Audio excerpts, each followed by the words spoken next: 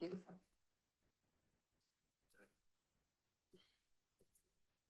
Good evening, everyone. Before I open the meeting, I'd like to invite Anthony Lewis to start with a prayer, please. Good evening. Thank you for this opportunity to provide a moment of reflection at the start of today's council from a humanist perspective. Many of us now live in a social and political echo chamber where we mainly interact with people who are like us, think like us, both online and in the real world. We're becoming ever more suspicious of difference and contemptuous of people who hold different but equally valid views than our own.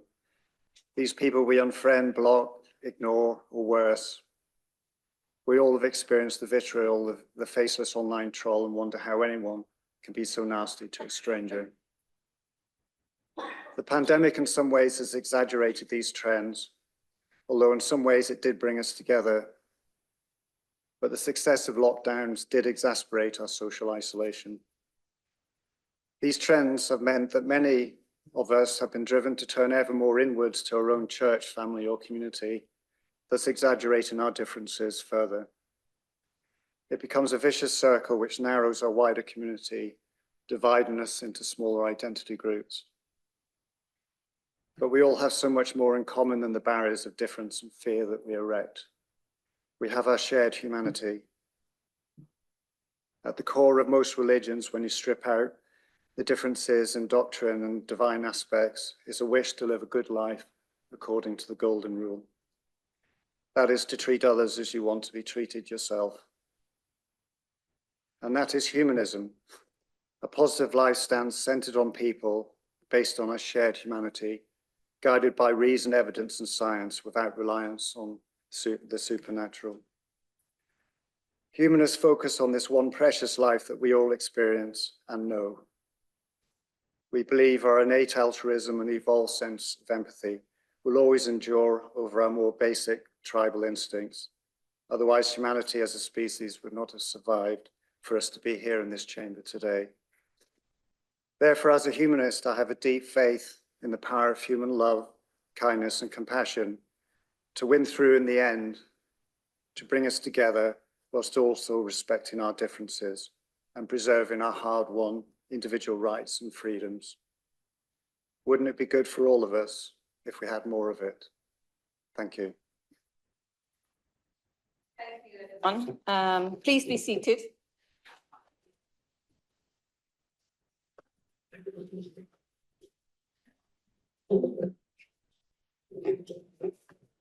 Good evening, everyone. I would like to welcome everyone to this hybrid council meeting. My name is Mandy Bra. I'm the Mayor of the Royal Borough of Windsor Maidenhead, and I will be chairing this meeting. The meeting is being both recorded and streamed live on YouTube. I'd like to remind all attendees, whether here in the room or in the Zoom meeting, that participation indicates consent to the audio and video being streamed live, and acknowledgement that after the meeting it will continue to be available in the public domain. Please respect that during the meeting I may need to take time to discuss procedures with officers. If a point of order is raised during the meeting, please ensure that you indicate immediately that the rule of law and the way which you consider it has been broken. My ruling, however, will be final. We will now move to agenda item 1. Are there any apologies for absence? Yes, apologies received from Councillors Howard, Councillor Blundell and Councillor Taylor. Thank you. Are there any other apology that should be noted? Councillor Luxton also sent her apologies. She did think she'd notified the clerks, but she does send her apologies. Thank you. Thank you, Councillor Hunt. Councillor De Costa? Thank you, Madam Mayor. Councillor Kashmir Singh's running late. He sends his apologies. He'll be here shortly. Thank you. Right, we now come to agenda item 2, minutes of the previous council meeting, which was held. Oh, Councillor De Costa, sorry. Madam Mayor, I'm not sure if there's something wrong with the sound. It's really difficult to hear anything, and I think a lot of people are feeling the same. So I just thought I ought to bring it to your attention. Can we have a look at the sound, please?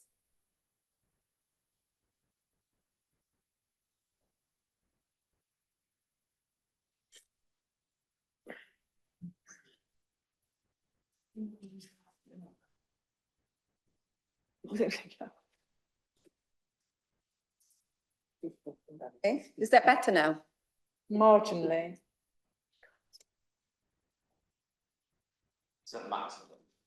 Okay, well, this isn't as good as you can do. Thank you. Okay. Yeah. Thank you. Mhm. Right, minutes of the previous council meeting, which was held Wednesday, the 23rd of April, 2025, and the annual council on Wednesday, 14th of May. Can these be agreed, both be agreed? Thank you. Right, the full advice for making declaration of interest is set on the agenda. Item 3, if any councillors have an interest to declare, please indicate by raising your hand, and I will come to you in turn. Right, Councillor Reynolds. Thank you, Madam Mayor. Just drawing members' attention to agenda item 9, motion C, from Councillor C. De Costa. In my other role, I have been in frequent communication with the government around this, lobbying for this exact point. Obviously, that is very different to the motion that has been put forward today, asking the council to do the same. So I believe then there's that ability to be able to do both, having my 2 separate roles, just to bring members' attention to that fact. Thank you. Thank you very much. Right, all right, has anybody joining indicates that have been interested on? No, no more declarations, Okay. Madam Mayor. Okay, thank you. There are no interest indicated. Right. Now we come to agenda item 4, which are mayor's communication that have been circulated as part of the agenda. The events, myself and the deputy mayor have been attending, so I'm sure they will be on the screen.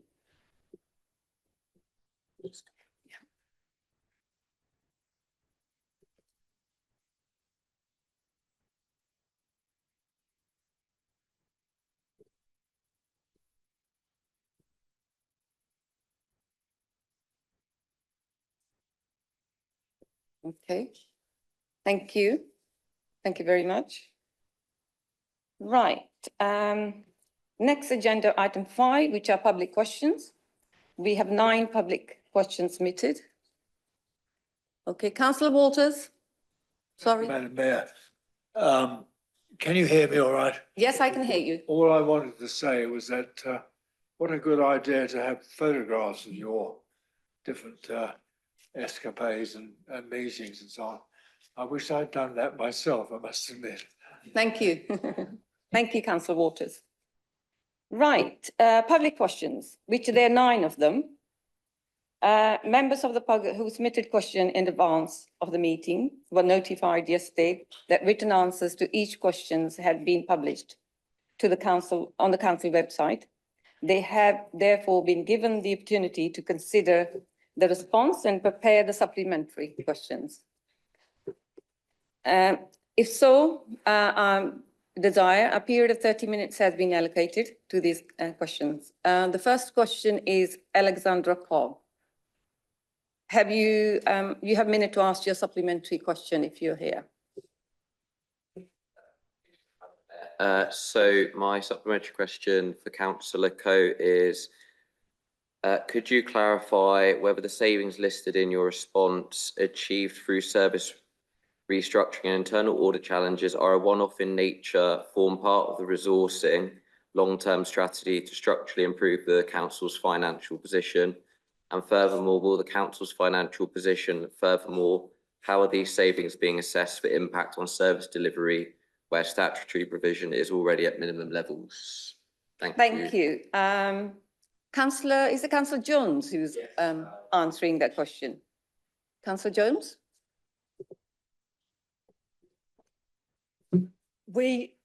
Thank you very much for your supplementary. We are constantly addressing our savings throughout the year by a savings tracker that comes through ELT and Cabinet. And obviously, all of our efficiencies will are set out over a number of years because many of them are very structural. So you will see them, the savings over a number of years. And obviously the budget process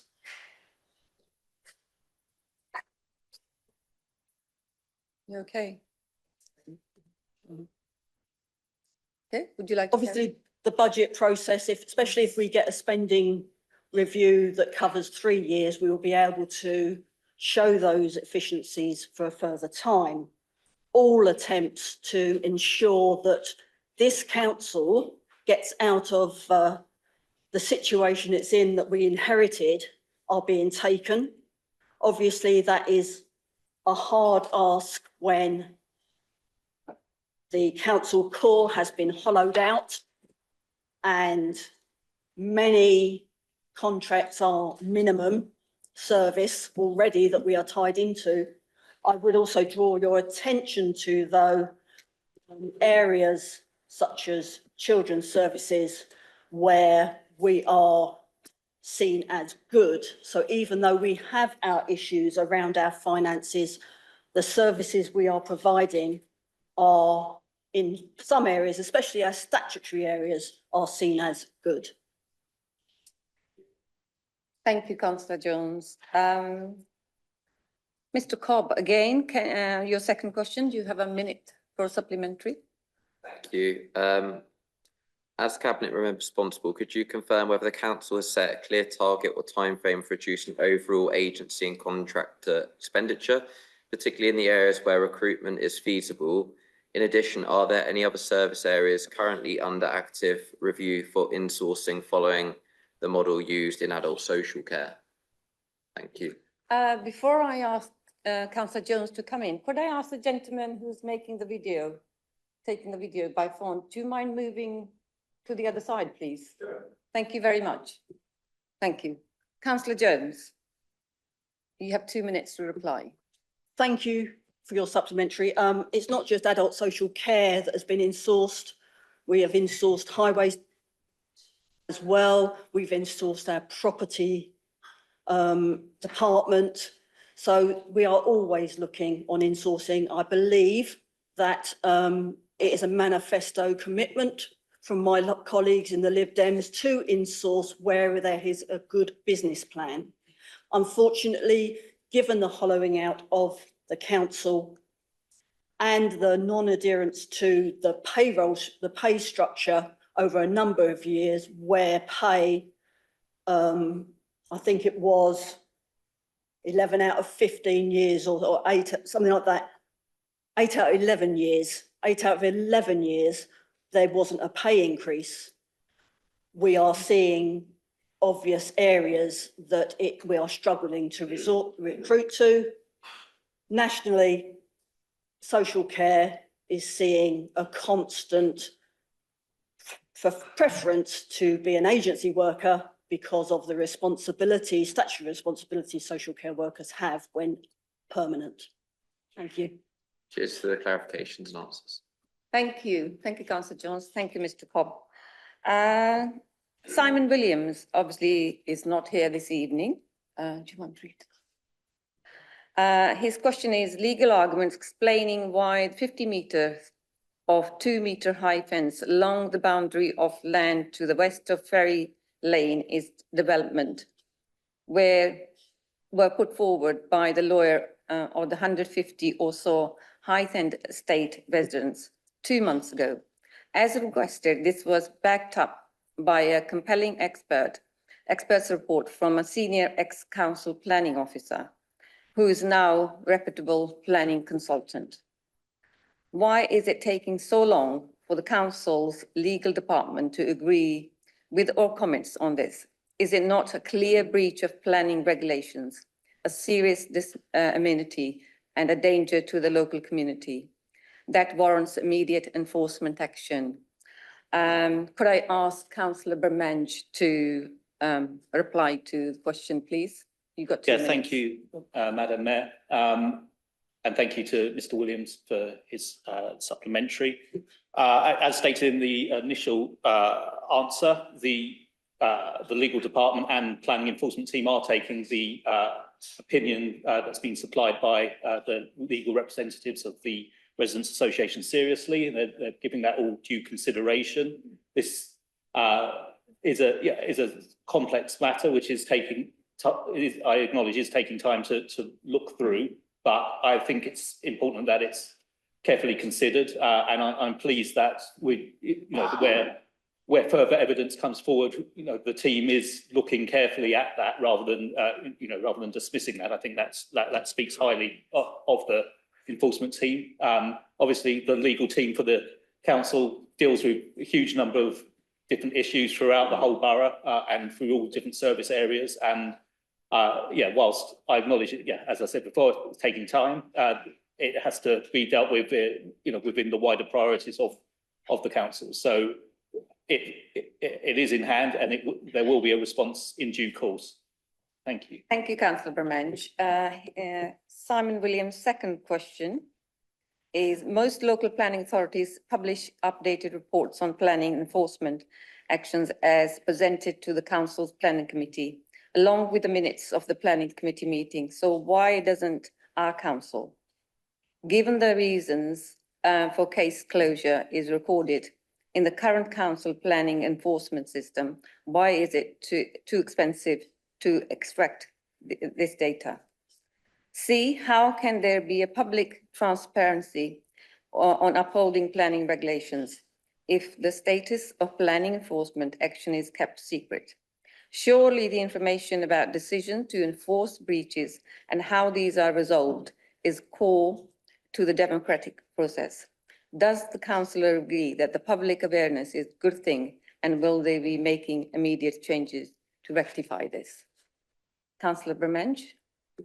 Thank you, Madam Mayor, and thank you again to Mr. Williamson. What I would say is, we are always, as an administration, looking at examples of best practice, and I'm interested to learn about what he has said about enforcement matters being dealt with and discussed in public meetings of the development committees and various other local authorities. It's certainly something we can look at in the future.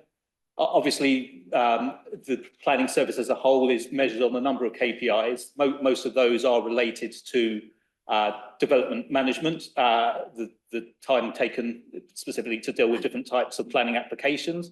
We get that monitored on a quarterly basis, and on that side of the planning service, things are going extremely well. What I would say is that part of the planning service is a mandatory part, and as important as planning enforcement is, it is actually the ability or the power to enforce is a discretionary one. We have robust policies in place, but we need to, I have said on previous occasions, they are becoming slightly out of date, and we are going to look at the enforcement policies and potentially updating those in the near future. Hopefully, by doing that, we can look at also how information is presented and collated in an efficient way. Thank you. Thank you, Councillor Bermenge. Question number 5 is by Fiona Tattershaw, who's unable to attend again, but she has shared her supplementary. If the figures stated in the parish council minutes are mischaracterization, what steps can the borough take to ensure a correction is made to the public record and prevent such an occurrence in future? Councillor Jones, could you please answer that? It's quite a hard one because RBWM cannot take any steps to ensure councillors don't spread misinformation, whether that's for a personal agenda, they just do not understand, or if it's mistakenly reported, as sometimes it is. If it's just a lack of understanding, then it's the responsibility of the individual councils to ensure statements are factual. And if they are proven to be incorrect, then obviously we'd expect them to take steps to correct the statements that are a matter of public record. I would hope elected members would not knowingly be putting misinformation on public record, as that certainly would not be in accordance with the Nolan principles. Thank you, Councillor Jones. Question 6, James Barr. Is he here? You have a minute to ask your supplementary. Okay, thank you very much for your written response. You stated that you are not aware of any other local authorities planning to house residents in these developments and that they are under no obligation to inform you of any plans to do so. However, Section 208 of the Housing Act 1996, governing out-of-area placement, says that if a council secures accommodation for an applicant outside their district, they shall, quote, give notice to the local housing authority in whose district the accommodation is situated. In fact, the host council should appoint a competent council officer or HHSRS qualified inspector to conduct a health and safety inspection on any such accommodation. So can you please provide a list of all the other local authorities who are placing homeless people in the borough and how many each is placing? And can you also list the local authorities to which you are sending placements and how many to each local authority? Thank you, Mr. Barr. Councillor Den Capo, could you please answer? Yeah, that will have to be a written response, I'm afraid, as I couldn't possibly answer that off the top of my head, but I thank you for your question. We will provide you a response in due course. Okay, thank you. I don't have a second supplementary either. Thank you. Thank you very much. So come to question 8. Obviously, it was originally listed for Councillor Bermange. However, Councillor Cole provided an answer as fell under his portfolio. Andrew Hill, you have a minute to ask the supplementary questions. You're online. Thank you. Thank you. Councillor Joshua Reynolds is the Vice Chair of the Parliamentary Committee on Park Homes, but his council has tonight finally admitted to systematically breaking mobile park home law since at least 2023. This should trigger a mandatory Section 5 report. Fit and proper person tests are like DBS checks. Without them, you are blind, and this council therefore has no idea if anyone responsible for elderly or infirm have criminal records, a standard part of those checks. I know you genuinely care, Councillor Coe, but this law was supposed to guarantee the protection of vulnerable people from exploitation and intimidation, and it's utterly broken. Too many residents have told me they no longer enjoy their homes. I would like to respectfully request that Councillor Reynolds considers inviting me to present solutions to his parliamentary committee. Together we can fix these totally broken laws. Do you support that idea, Councillor Coe? Thank you, Andrew. Right, Councillor Cole, would you like to reply? Yeah, You've I'm got ready. 2 minutes. So I obviously can't enter into any undertakings on behalf of Councillor Reynolds or Josh Reynolds MP. I suggest you contact him directly. I certainly would support strengthening of the legislation around residential park homes and its consolidation into a single piece of law. The current arrangements are both inadequate and muddled, and there are gaps in the law. And I'd certainly be happy to meet Josh with Andrew if Josh is happy to meet him. Thank you, Councillor Bermange. You got question 9. Second question, Mr. Hill. Do you have minutes to ask supplementary? Thank you. Councillor Bermange, you have overall responsibility for good governance in a council whose scrutiny was so heroically bad that we have to pay 9% council tax increases. And yet you seriously claim tonight that a legal question about how £119 million risk was secretly taken doesn't even need a legal officer present to answer councillors' legal questions. The golf club deal involved officers signing a penalty clause that guaranteed Carla Holmes £119 million. That's basically a contractual risk the same size as the entire annual income of the borough. You've taken no legal action to void that penalty clause, so you must believe that the £119 million penalty is legitimate in the public interest and represents best value to residents. Given the long stop expires in August, will you choose to end this crazy contract in August, or will you be authorising an extension of the long stop penalty clause that you called an affront to democracy? Thank you. Thank you, Mr. Hill. Councillor Bermenge, would you like to answer the question, please? You have 2 minutes. Yeah, certainly.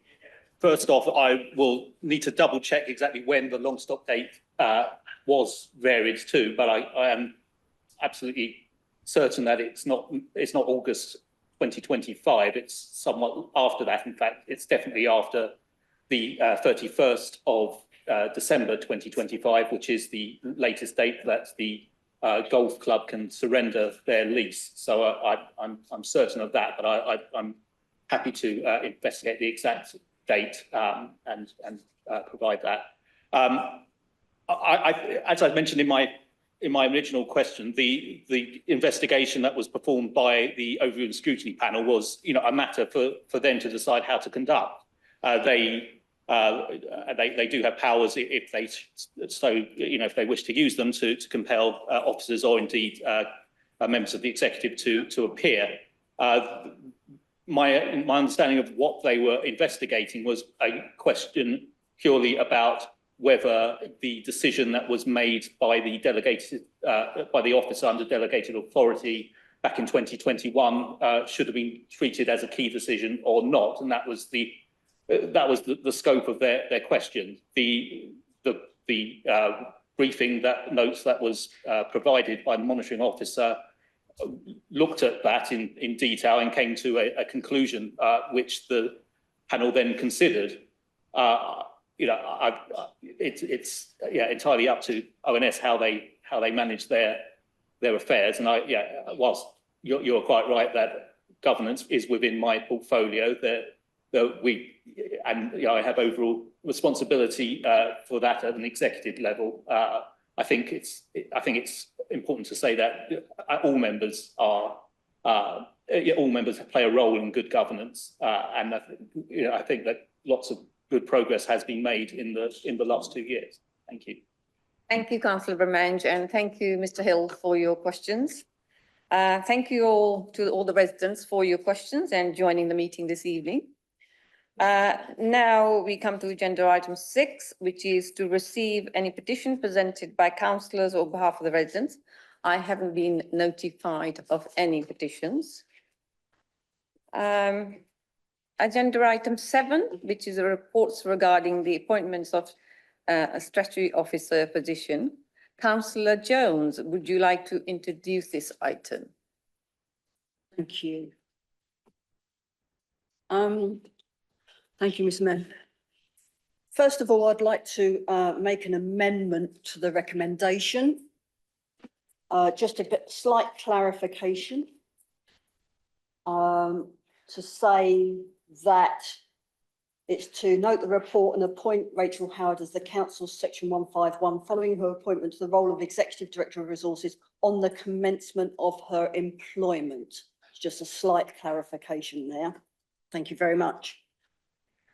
This paper requests that Council appoints Rachel Howard to the statutory Section 151 officer role within the Royal Borough. Rachel has been appointed to the post of Executive Director of Resources by the Appointment Committee following a robust recruitment process carried out by Fairfield, an external recruitment agency specialising in local government recruitment.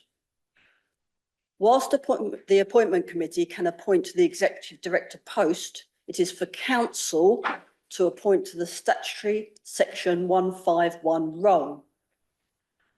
The report contains the constitutional responsibilities of the Chief Finance Officer and also confirms Rachel holds the required CIPFA qualifications for the role. Rachel is currently at the Royal Borough of Kingston upon Thames as Director of Finance and Deputy Section 151, a role she has held for 5 years, and during which time she has also acted up to the Section 151 role for nearly 18 months. We look forward to welcoming Rachel to RBWM following the summer, where she will take over from Ian O'Donnell after a handover period. I would also like to put on record my thanks to our Interim Director of Resources, Ian O'Donnell, for addressing our inherited financial situation and assuring that the Council is in a better place to continue moving forward. I wish him all the best for the future, and I'm sure every councillor here does. So I ask council to note the report, appoint Rachel Howard as the council's section 151 following her appointment to the role of Executive Director of Resources on the commencement of her employment. Thank you. Thank you, Councillor Jones. Is this seconded? Councillor Werner. Thank you. Would you like to speak now or will it be right? Thank you. Now can we the bench?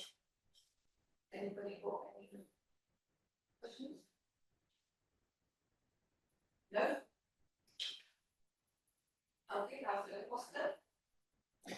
Councillor Jones and members absolutely agree and with the appointment, and also thanks to Mr O'Donnell for his great service.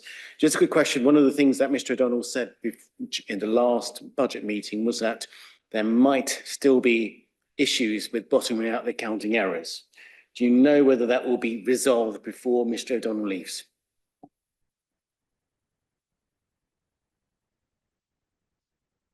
I think that's not relevant to the paper.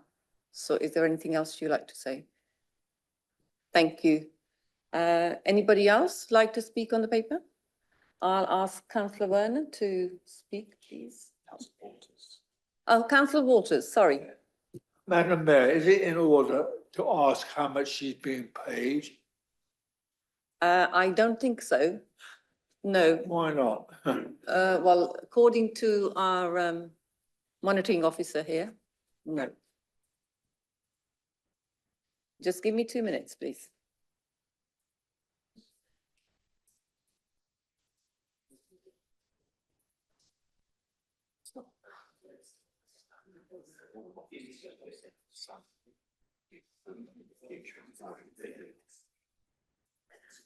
Councillor Waters, it's not appropriate at the moment but later on you will know how much they've been paid. Okay? Thank you. Councillor Werner, can I ask you to come in, please? Yeah, thank you very much. Sorry, anybody else said? Sorry? Okay, he hasn't put his. Carol. Oh, Carol, but it's not on the screen. Oh, sorry. Okay. Could I just get clarification on this? So we're being asked to vote on a proposal without knowing what the financial implications are. Is that correct? No. Yeah.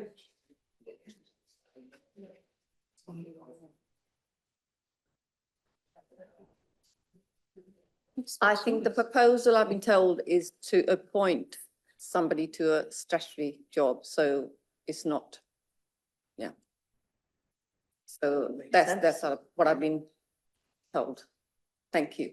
Could I ask Councillor Jones to come in? Everybody's got. Yeah.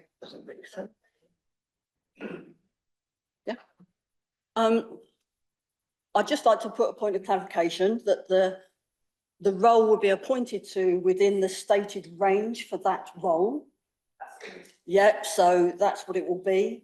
And obviously, once the appointment has been made, that will be one of the roles that will be publicly available.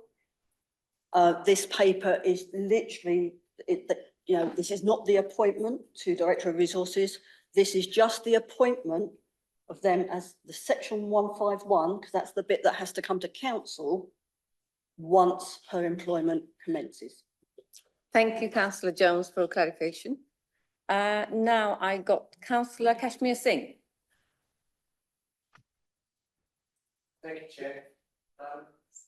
Seeing that we have two officers of S151 leave within a year, can we have an explanation why this officer is left and the previous? Because it is relevant, because we can't keep changing S151 officers.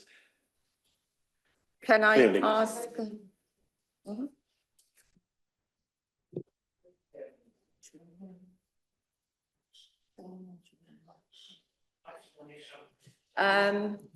Councillor Singh, this is a replacement of the interim officer. So that's the answer. So he is leaving. Yeah. Thank you.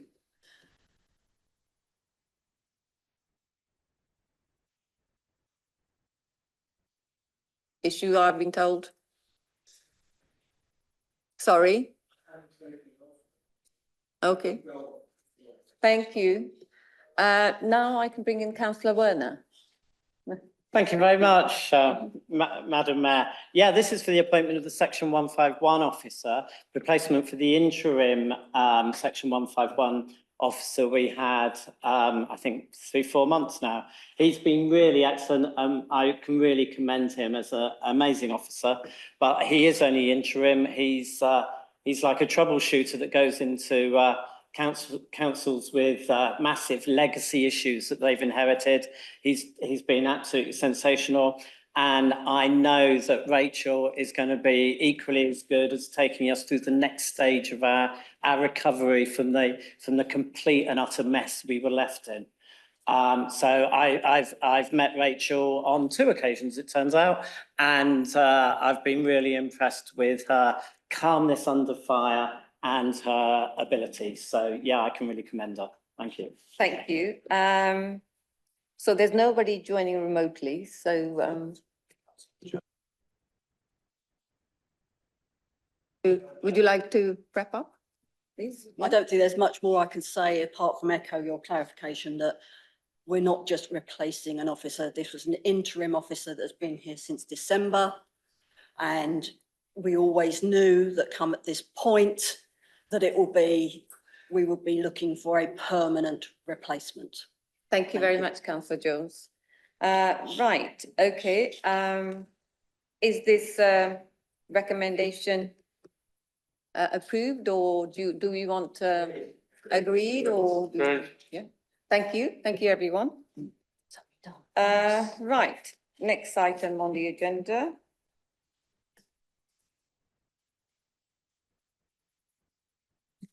Councillors' questions now, please. Councillor Howard, who's not here this evening, he's on holidays. I believe he sent in supplementary. Is somebody's here to answer? No? No? Okay. Okay.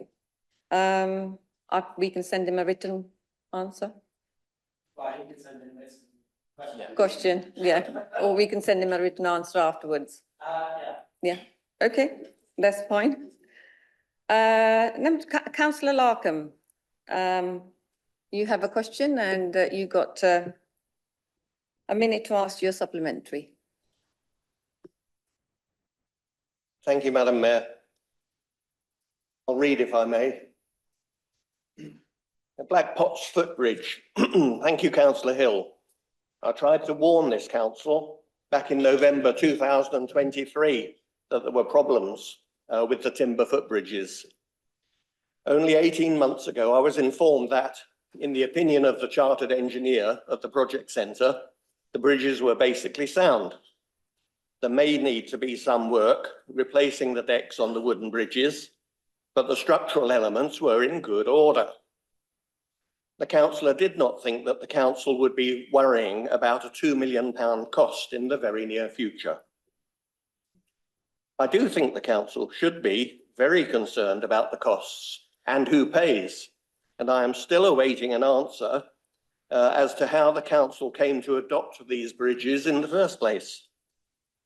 I see signs of negligence here, actually trending towards gross or reckless negligence. On paper, RBWM is clearly responsible, but who should be held accountable for the design, manufacture, construction of infrastructure, that's timber footbridges, with a known and relatively short design life? In my opinion, these timber bridges were substandard in concept and the result of cost cutting at every stage by the Environment Agency. These bridges should be noted on the risk register. Councillor Larkham, your minute is over. Can you wrap up, please? I have nearly finished. Okay. And the question is really very short. Yeah. This problem actually crosses the geopolitical boundaries. Temple, Berry Hill, Ashford Lane, the Merk, Black Pots and the other timber bridges may be the responsibility of different authorities. Can you please go straight to the question? Yeah. But they're all in the same boat. The Environment Agency should not be allowed to pass the buck and hide. They should be held accountable. They should apologise and they should Councillor pay. Larkham, could you please go to the questions? Not the please? council, Thank not the you. council tax. Will you mobilise the MPs to raise this matter in Parliament, please? You finished? Finish. Thank you. Thank you. Could I bring in Councillor Hill? Would you like to reply? You've got 2 minutes. 2 minutes. Thank you very much for your detailed, Thank you. your detailed question, Councillor Larkham, and I'd like a copy of it. So, all right, I've got a copy. That was instant, wasn't it? Yeah. I'm looking over an MP over there, so I'll do my best to mobilise our MP or other MPs. Thank you very much. The point you make is very well made, I might say, and it is appalling that the bridge has failed so quickly. And just having responsibility for bridges, this would be the third one that I've had to sort out if I have to do it in this term of office. So I'm very grateful for the evidence that you've provided. I will speak to our MP after the meeting and we'll see what we can do. Thank you very much. Okay, thank you very much. Thank you, Councillor Hill. Councillor Price, you have a question. Would you like to ask a Sorry? Yeah? No, you got the wrong side, yeah. Thank you. Thank you for undertaking the catch-up process. I would like absolute clarity on how residents and members can easily find any disclosures. And regarding the FOI process, is this the route to be followed by members as well as residents? Thank you, Councillor Price. Councillor Ramage, would you like to answer the reply? Yeah, no, I thank Councillor Price for her supplementary question. What I would say is we have collated all the minutes and all the any part 2 documents which have been released through FOI in one place. At the moment, that place is actually under the original motion. So it's a rather, I have to admit, it is a rather obscure place. I will work with Democratic Services to see if we can find a more more obvious place for residents and members alike to find that, certainly. On the other part of your question, which relates to whether it will always be a FOI process that councillors need to follow. I mean, councillors are able to seek part 2 and other exempt information if it's part of their, important for their role. So, for example, if there was a ward issue that you really needed to know some particular information for, then of course, as a ward councillor, you'd need that. There's further, there's also further provision for members of Overview and Scrutiny to be able to conduct their investigations effectively. In terms of when items actually become published or previously part 2 items become published, we do need to have a mechanism of review in terms of, for example, the public interest test and whether it's in favour of publication or retaining that as exempt. And the FOI process does provide such a review mechanism already. So certainly councillors will be able to and already are able to receive that information. But in terms of when it actually gets published in the public domain, that still requires it to have gone through that FOI process, whether that is an application from a resident or a councillor. Councillor Bramage. Oh, you done? Thank you. Thank you. Thank you very much, Councillor Bramage. Councillor Price, the next question is from you as well. Do you have a supplementary? The Place Overview and Scrutiny panel met back in September, which was 10 months ago. And as far as I'm aware, no discussions have taken place with the Windsor Forum or with the chair to start discussions on creating a workable system. Whilst I welcome the allocation of the preset, this is nothing to do with SIL, and it didn't engage with residents, and it didn't ask review of how it was spent. How can I be confident that I won't be asking the same question in 6 months' time? Where's the plan to deliver this and how is it being monitored? Thank you, Councillor Price. Councillor Bermensch? Yes, thank you again, Councillor. I think you do raise valid points. What I would say is I know that Place Overview and Scrutiny first looked at the matter of seal in their September meeting. That's right. And the matter of neighbourhood seal, I believe, was briefly discussed by, I believe it was actually Councillor Rove who discussed it back in September. I don't know if you, I was checking the minutes of that. So yes, you're quite right. It was discussed then. However, the result of that September meeting was to ask for a more detailed report from officers, which then came to a later meeting in January. That meeting produced some concrete recommendations, which Cabinet considered just a few days later as part of a report I was presenting on the local development scheme. As part of that, in that presentation, I did say that I wanted to take forward that recommendation to use the forums to be involved in the process. We're now at the start of a budget cycle, and the commitment here is that we are going to start by involving the forums in the budget cycle in terms of looking at the capital programme and where SIL is relevant to that. So that is a commitment that in 6 months' time we will have taken things to the forum on that matter, and I want also the forums to then take a much more active role in looking at the new infrastructure delivery plan as well, so that we have a strategically joined up plan for infrastructure, but also get that right level of local input that is so vital when deciding where neighbourhood SIL is spent. Thank you. Thank you, Councillor Bermensch, and thank you, Councillor Price, for asking the questions. And thank you all for your questions. We now move on to motions. We have 3. The first motion is set out on screen, has been submitted by Councillor Howard, who has given his apologies this evening. But Councillor Coe would like to introduce the motion on his behalf. Would you like to take a minute to read the motion?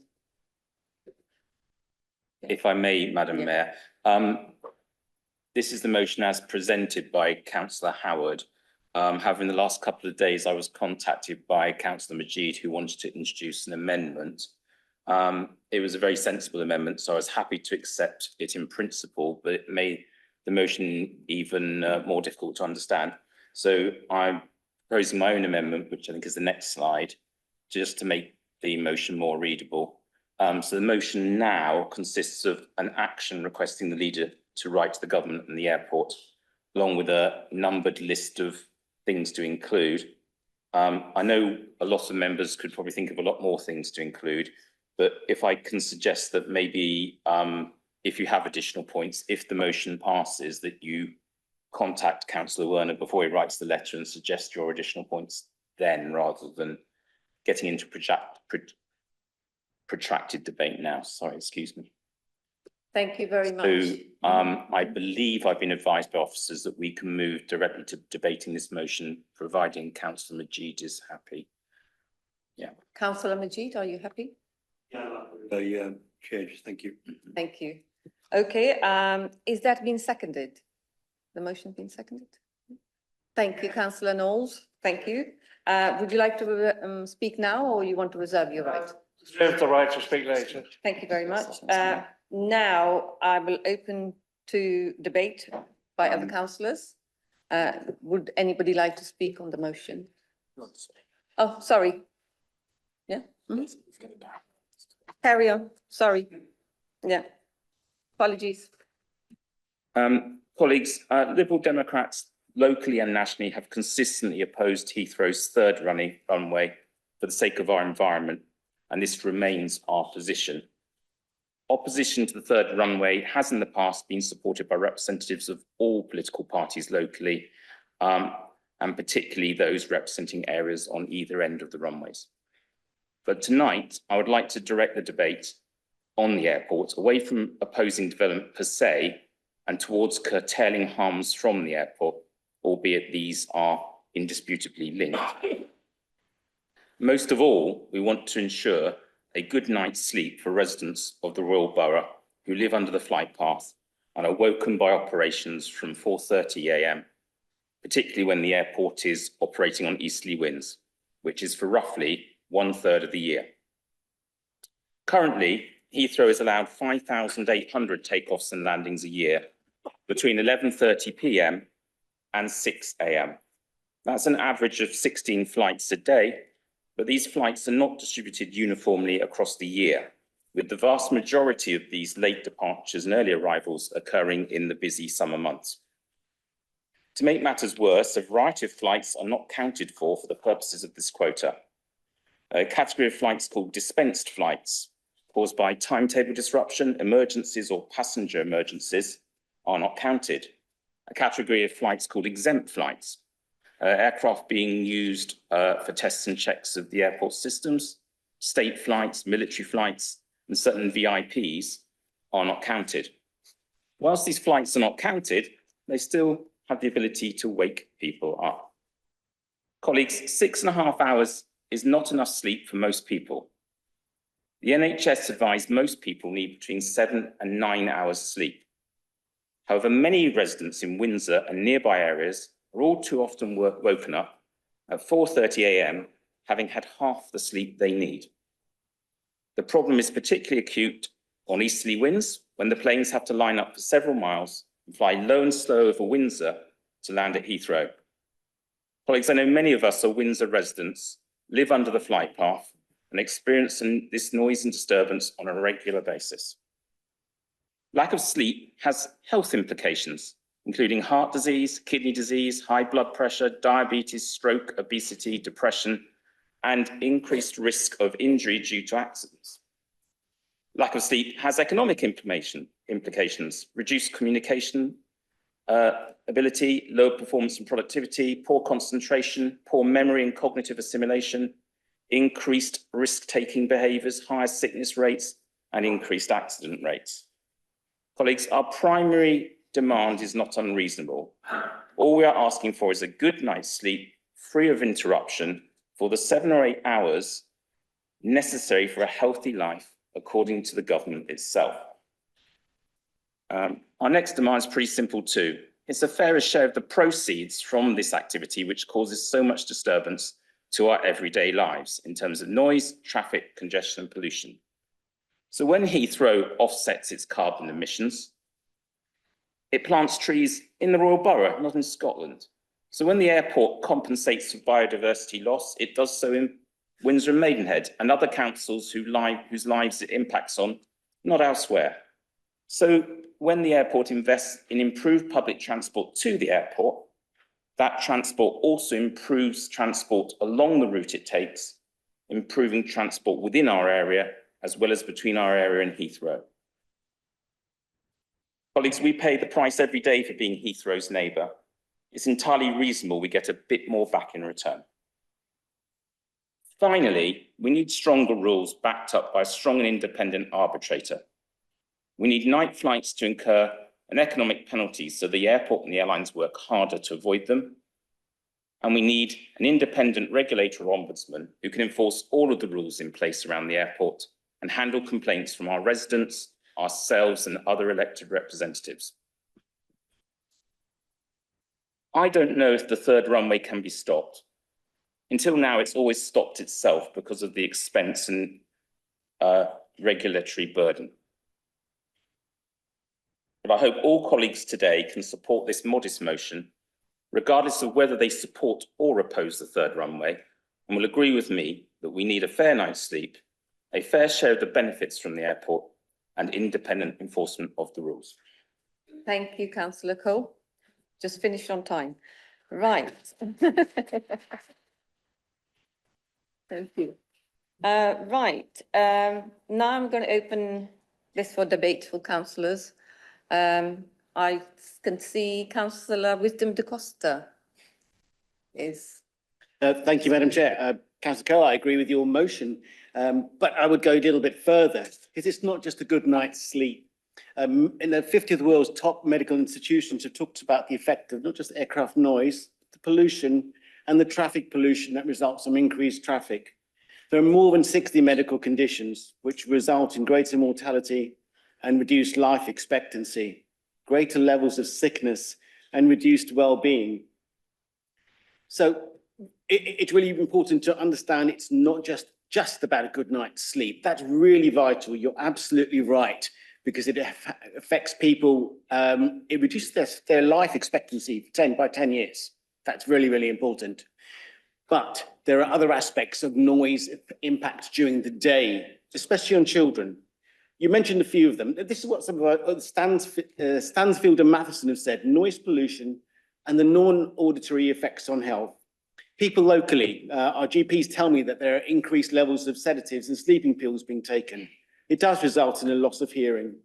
And noise exposure can affect memory, your ability to think, your cognitive abilities to do your job during the daytime. You may think you're not being affected by aircraft noise, but the reality is, and I just want to quote that the noise levels, I've measured them because they go right over my house, are between 70 and 80 decibels.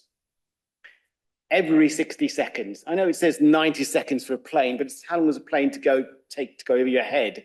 It takes 30 seconds of maximum noise when it's going in that, just before it's getting to you and just before it goes past you. So these issues are really significant. The biggest set of the grouping of people who are affected by this are our children. The impact on children, even though they may not realize it, because of the effect it has on their auditory systems, and also your blood pressure suddenly spikes, you don't even know it because you're carrying on and doing your job. Causes heart disease, increased stroke, increased heart attack, and for our children, permanent reduced cognitive abilities. That you're affecting their future life by daily aircraft noise, not just the night. And I agree that a night is vital, but the day is also really, really important. So I just want to say we have to really stress that point. We want rerouting. There are lots of ways of changing the noise patterns, including steeper glide paths. That's all possible. It'll cost the airlines more money, but it will save lots of lives and improve human health. So I agree, I support the motion, but I think we need to go further and talk about the impact of noise on humans, especially children, during the daytime. Thank you. Thank you, Councillor De Costa. Next, do you want to go and back answer, or I'll go to Councillor Teasey? Okay, Councillor Teasey. Thank you, Madam Mayor. This week I've been lucky enough to be hosting 3 inquiring and engaged sixth form students on work experience from our borough schools. They've been shadowing me and my colleagues and getting a feel for the activities and the role of being a councillor. So as an independent task on Monday, I asked them to have a look at this motion and think about its impact on young people. And so my comments today are really based on their research and I said I would share them with you this evening. So they felt, as young people living in Windsor and Maidenhead, they thought it was incredibly important to address the negative environmental impacts of a potential third runway. And I know this is part of the wider debate. Young people should be consulted, as it will have a bigger impact on their lives than it possibly would on older people. As it stands, there is a large volume of noise pollution, particularly impacting residents in Windsor, as we've said. A plane lands at Heathrow approximately every 45 seconds, and increasing the size of Heathrow would expose 12,000 to 28,000 more people to noise impacts exceeding 70 decibels. Over time, this prolonged exposure to frequency would lead to potential hearing loss and auditory issues for everyone, but particularly those with sensory disorders. In a generation where mobile use is becoming more prominent, the young people felt that they're increasingly being encouraged to spend more time outside, and yet Heathrow expansion could be counterproductive to this. There could be environmental impacts on the green spaces that our young people are expected to use. They felt that Heathrow contributes heavily to congestion on the M4, which is bad for commuters and health. This, combined with unreliable rail services, could be detrimental for their careers, for young people who commute into London, as well as students who live at home and travel into London for studies. And finally, they would like public transport links to other London airports to be explored. I hope colleagues will agree that the voice of young people who will be most impacted by the current operations and any future Heathrow development should be fed into any discussions on the operations of the airport and any position we hold personally and as a group on expansion. In summary, the young people, two of whom are actually our youth councillors, felt it was imperative that we seek a better Heathrow before a bigger Heathrow. Your motion speaks to that, Councillor Coe, and I'm very happy to support it on behalf of young people in our borough.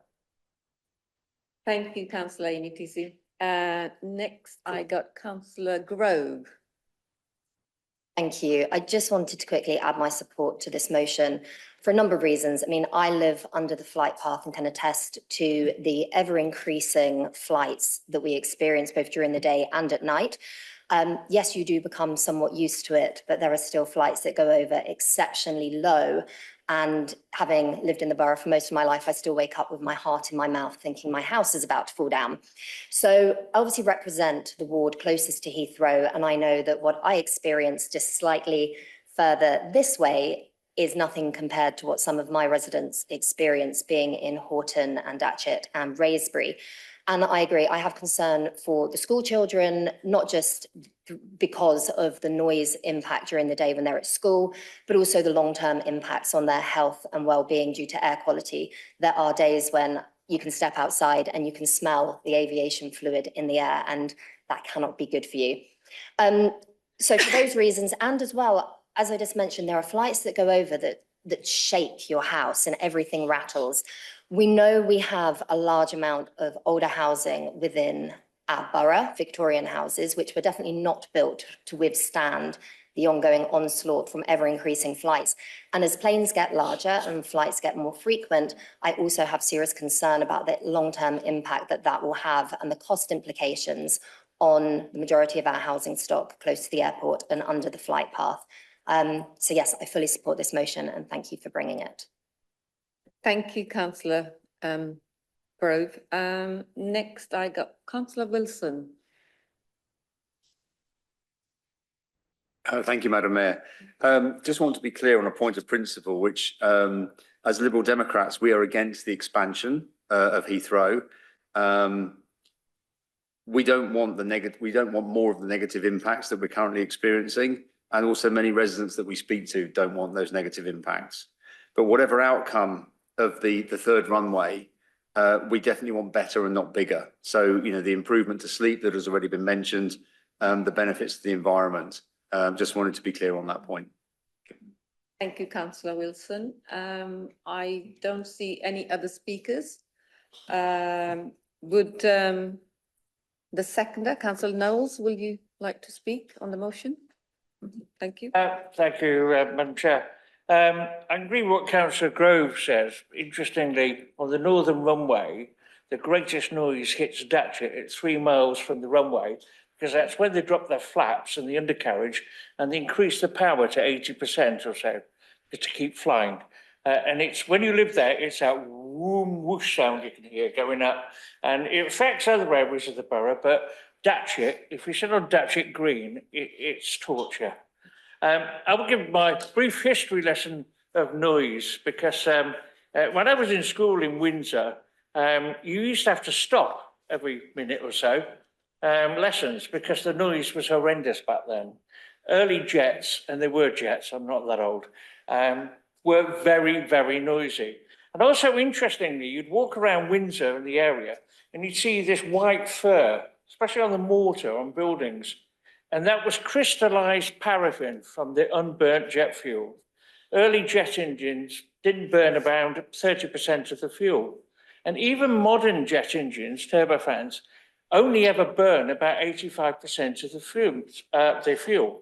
So as was rightly pointed out, those are carcinogenic particles showering around all of you. And the proof of that is if you look at a military aircraft, that unburnt fuel is set alight again, called an afterburner, to give it extra power. So that shows how much there actually is even in modern engines.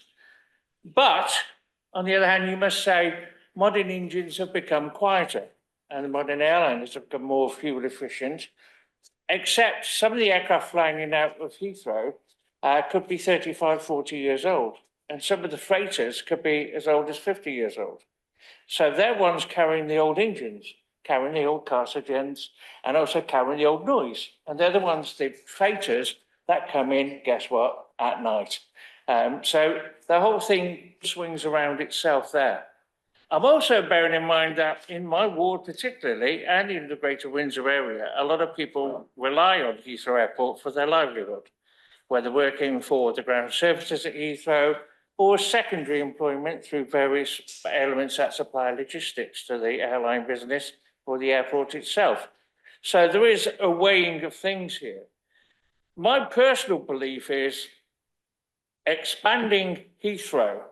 Heathrow really, if you look at the footprint of Heathrow since 1946, the runways and taxiways haven't actually increased that much. They lost a few of the crosswind ones, but the actual runway footprint remains largely the same. But what has increased are the shopping malls masquerading as airport terminals. And they're taking up a footprint of the ground which could be used in greater capacity, maybe for a third runway in the middle of the site, if they were looking at, bringing these things forward. But also bear in mind that they are doing a lot of work to bring aircraft flights landing and taking off closer together with modern electrics, modern GPS and stuff. So I think there is an uphill battle to be had with them. They always want to increase the volume of flights. Heathrow is a big hub, for example. I'm not sure a third runway is a solution, to be honest with you. I'm not sure increasing the volume of flights.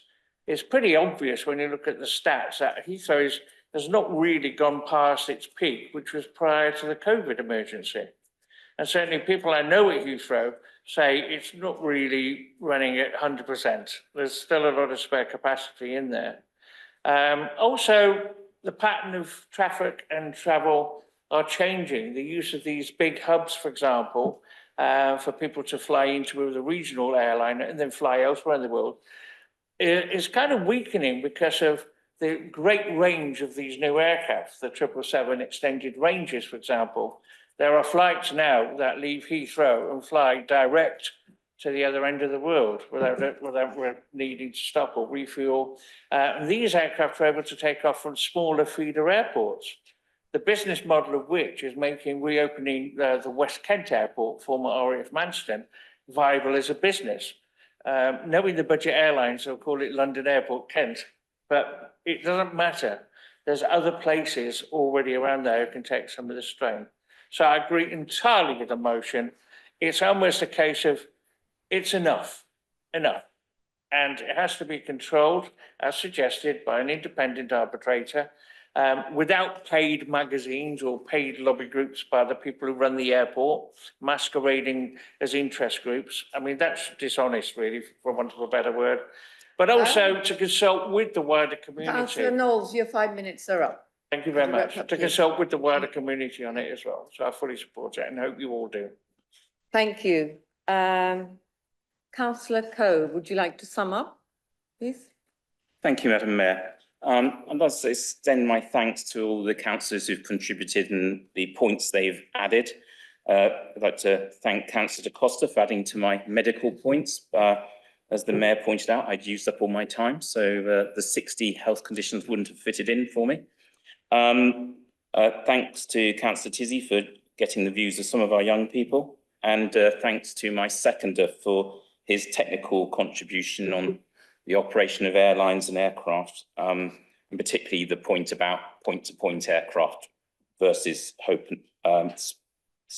and spoke. I don't know if any colleagues in the chamber do support the third runway. There are obviously arguments for it, but I hope that everybody can support this motion, which seeks to focus specifically on the health and economic implications of the airport, regardless of the third runway. And that's all I have to say. Thank you, Councillor Coe. Okay, can we have the motion on the screen, please?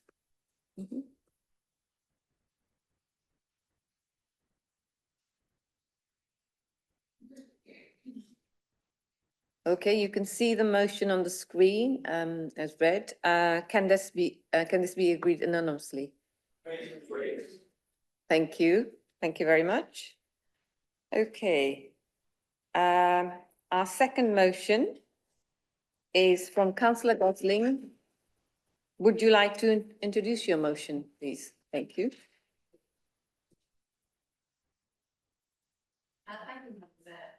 Bring this motion to propose increasing the fixed penalty notice for fly tipping from £400 to £500. And I'd like to go further in the future, as Buckinghamshire Council has already done. This suggestion stems from conversations with our waste enforcement team, particularly Mark Anthony, and with David Rounding from Buckinghamshire Council. I've also explored camera options that could instantly alert officers via mobile, helping us respond more quickly to fly tipping incidents. Let's be clear, flight tipping is a blight across the UK. And contrary to common belief, it's not primarily driven by high waste disposal charges. It's often about convenience and laziness, often paying someone else to dump waste illegally. Consider this. A bag of rubble costs just £3.20 to dispose at our sites. A large item like a shed is £22.40. However, it becomes more complicated and more costly when waste is brought in a van. A permit must be applied for, which costs up to £154, unless you're only disposing of your own household waste. From our own website, if you pay someone to remove your rubbish, it becomes classified as commercial waste and cannot be disposed of at our household waste sites. That's one way fly tipping happens. Individuals pay a third party who dumps it illegally. A Freedom of Information request to the Royal Borough revealed that since October 2020, 0 prosecutions have taken place for fly tipping. 39 fixed penalty notices, known as FPNs, have been issued.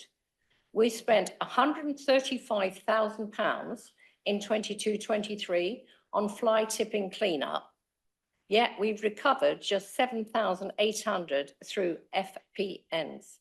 That's a huge gap and not a sustainable one. In comparison, Buckinghamshire introduced £1,000 FPMs in December 2023. Within weeks, a man who dumped one black sack was fined the full amount. Their policy is clear and firm: £1,000 for fly tipping, £500 for littering with no early payment discount. They back this with active surveillance using smart cameras and public dash cam submissions. Their approach has reduced fly tipping incidents and serves as a powerful deterrent.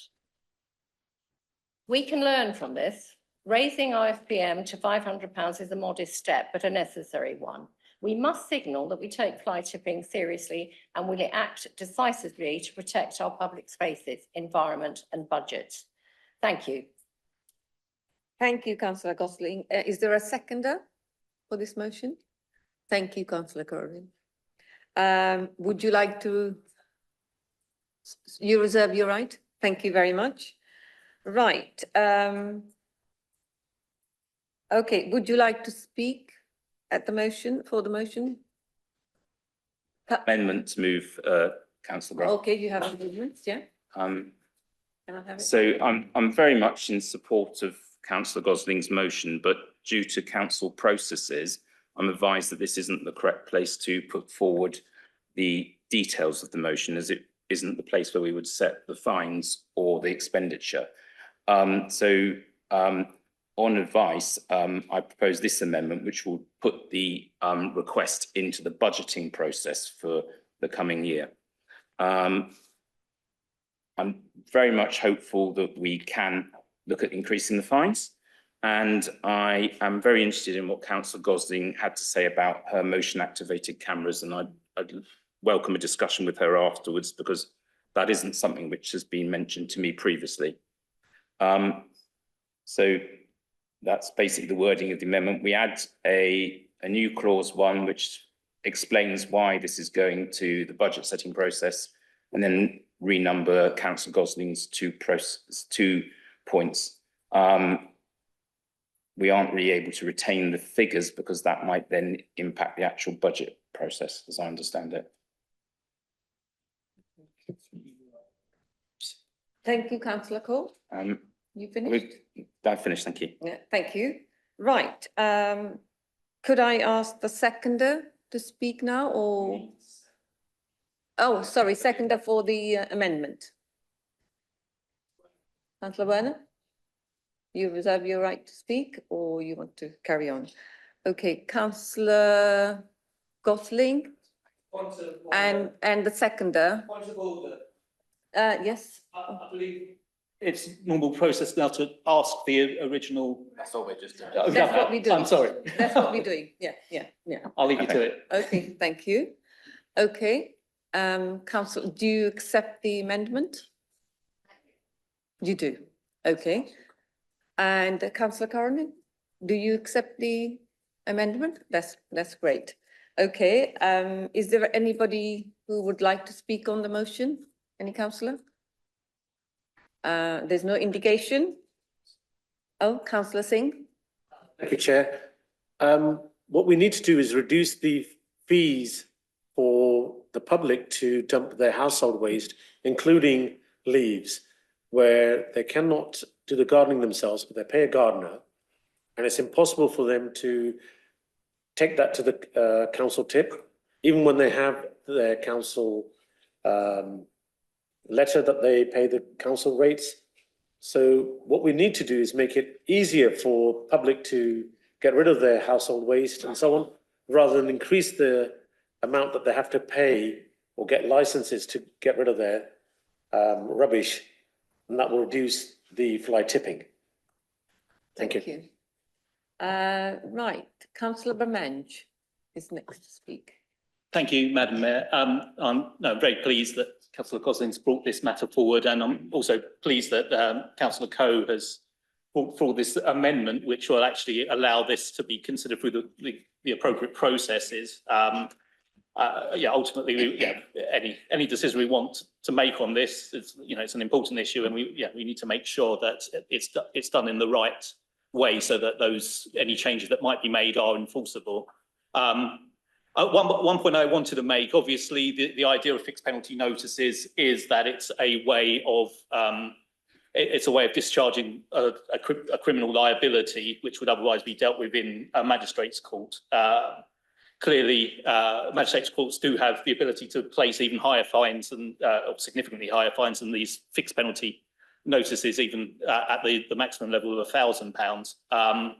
However, I understand that there's a sort of a trade-off almost to make when coming to the right number here, because I guess set it too high, and there's the risk that the alleged offender might take their chances with them in court and see if they potentially can get off on a technicality. Now, we as a council will, if people refuse to pay those penalties, of course they will be prosecuted. That is clear. But prosecution comes at a cost to the council. We're not always able to recoup those costs, even if successful. So I think getting the balance right is important. I support the idea of being tougher on this. It affects all our wards. I think we all receive complaints about fly tipping more and more these days.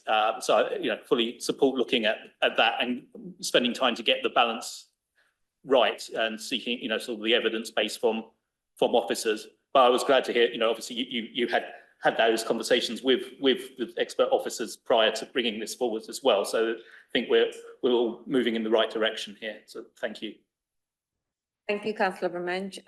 Councillor Sharp. Thank you, Madam Mayor. I think we need to be very aware. Down in the south of the borough, we have just had our local tip, which is run by Surrey County Council, closed for us, and our facility has been moved by Surrey County Council to another tip, which is less convenient to get to and slightly further away for many people in the borough. Now, that means that I think there's going to be a higher likelihood of fly tipping in the area because people will simply give up on trying to get to these new facilities that they've not used before. And additionally, that tip in Surrey, they have just announced, most helpfully, that from the 11th of August, they're going to start a booking system for our waste. So we now have to book ourselves in a slot that is convenient for them from the 11th of August. And that's a trial that goes on for 3 months. So from August to November, we will be having to phone up in advance when we've got any waste. We will have to then make sure that we're able to get to the tip at our allotted time slot. I'm not sure how that's going to work, but I can imagine that a lot of people will get totally exasperated by it and will simply say, we've got our waste, I'll find a convenient place to throw it. So I think we should be very much on the lookout for fly tipping in the area and be very much warned that it is likely to happen. Thank you. Thank you, Councillor Sharp. Councillor Grove. Thank you, Madam Mayor. I just wanted to echo the sentiment. This is a really great common sense motion to bring, which I fully support.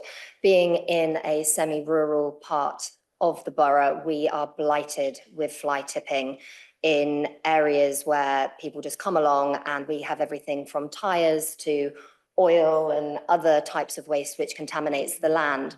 Having looked at this issue previously with officers and discussed with Thames Valley Police, actually one of the things that they made very clear is, yes, of course, we have residents who fly tip, but on the whole, what they reported was you see people even coming down from as far as the Midlands, and what will happen is when an area steps up and a council steps up and makes it highly unattractive and almost impossible to fly tip without being penalised, those people will move on because it's part of their business model. So yes, fully support it, and it will be a benefit to all of our residents, especially as over in that far reach of the borough. So thank you.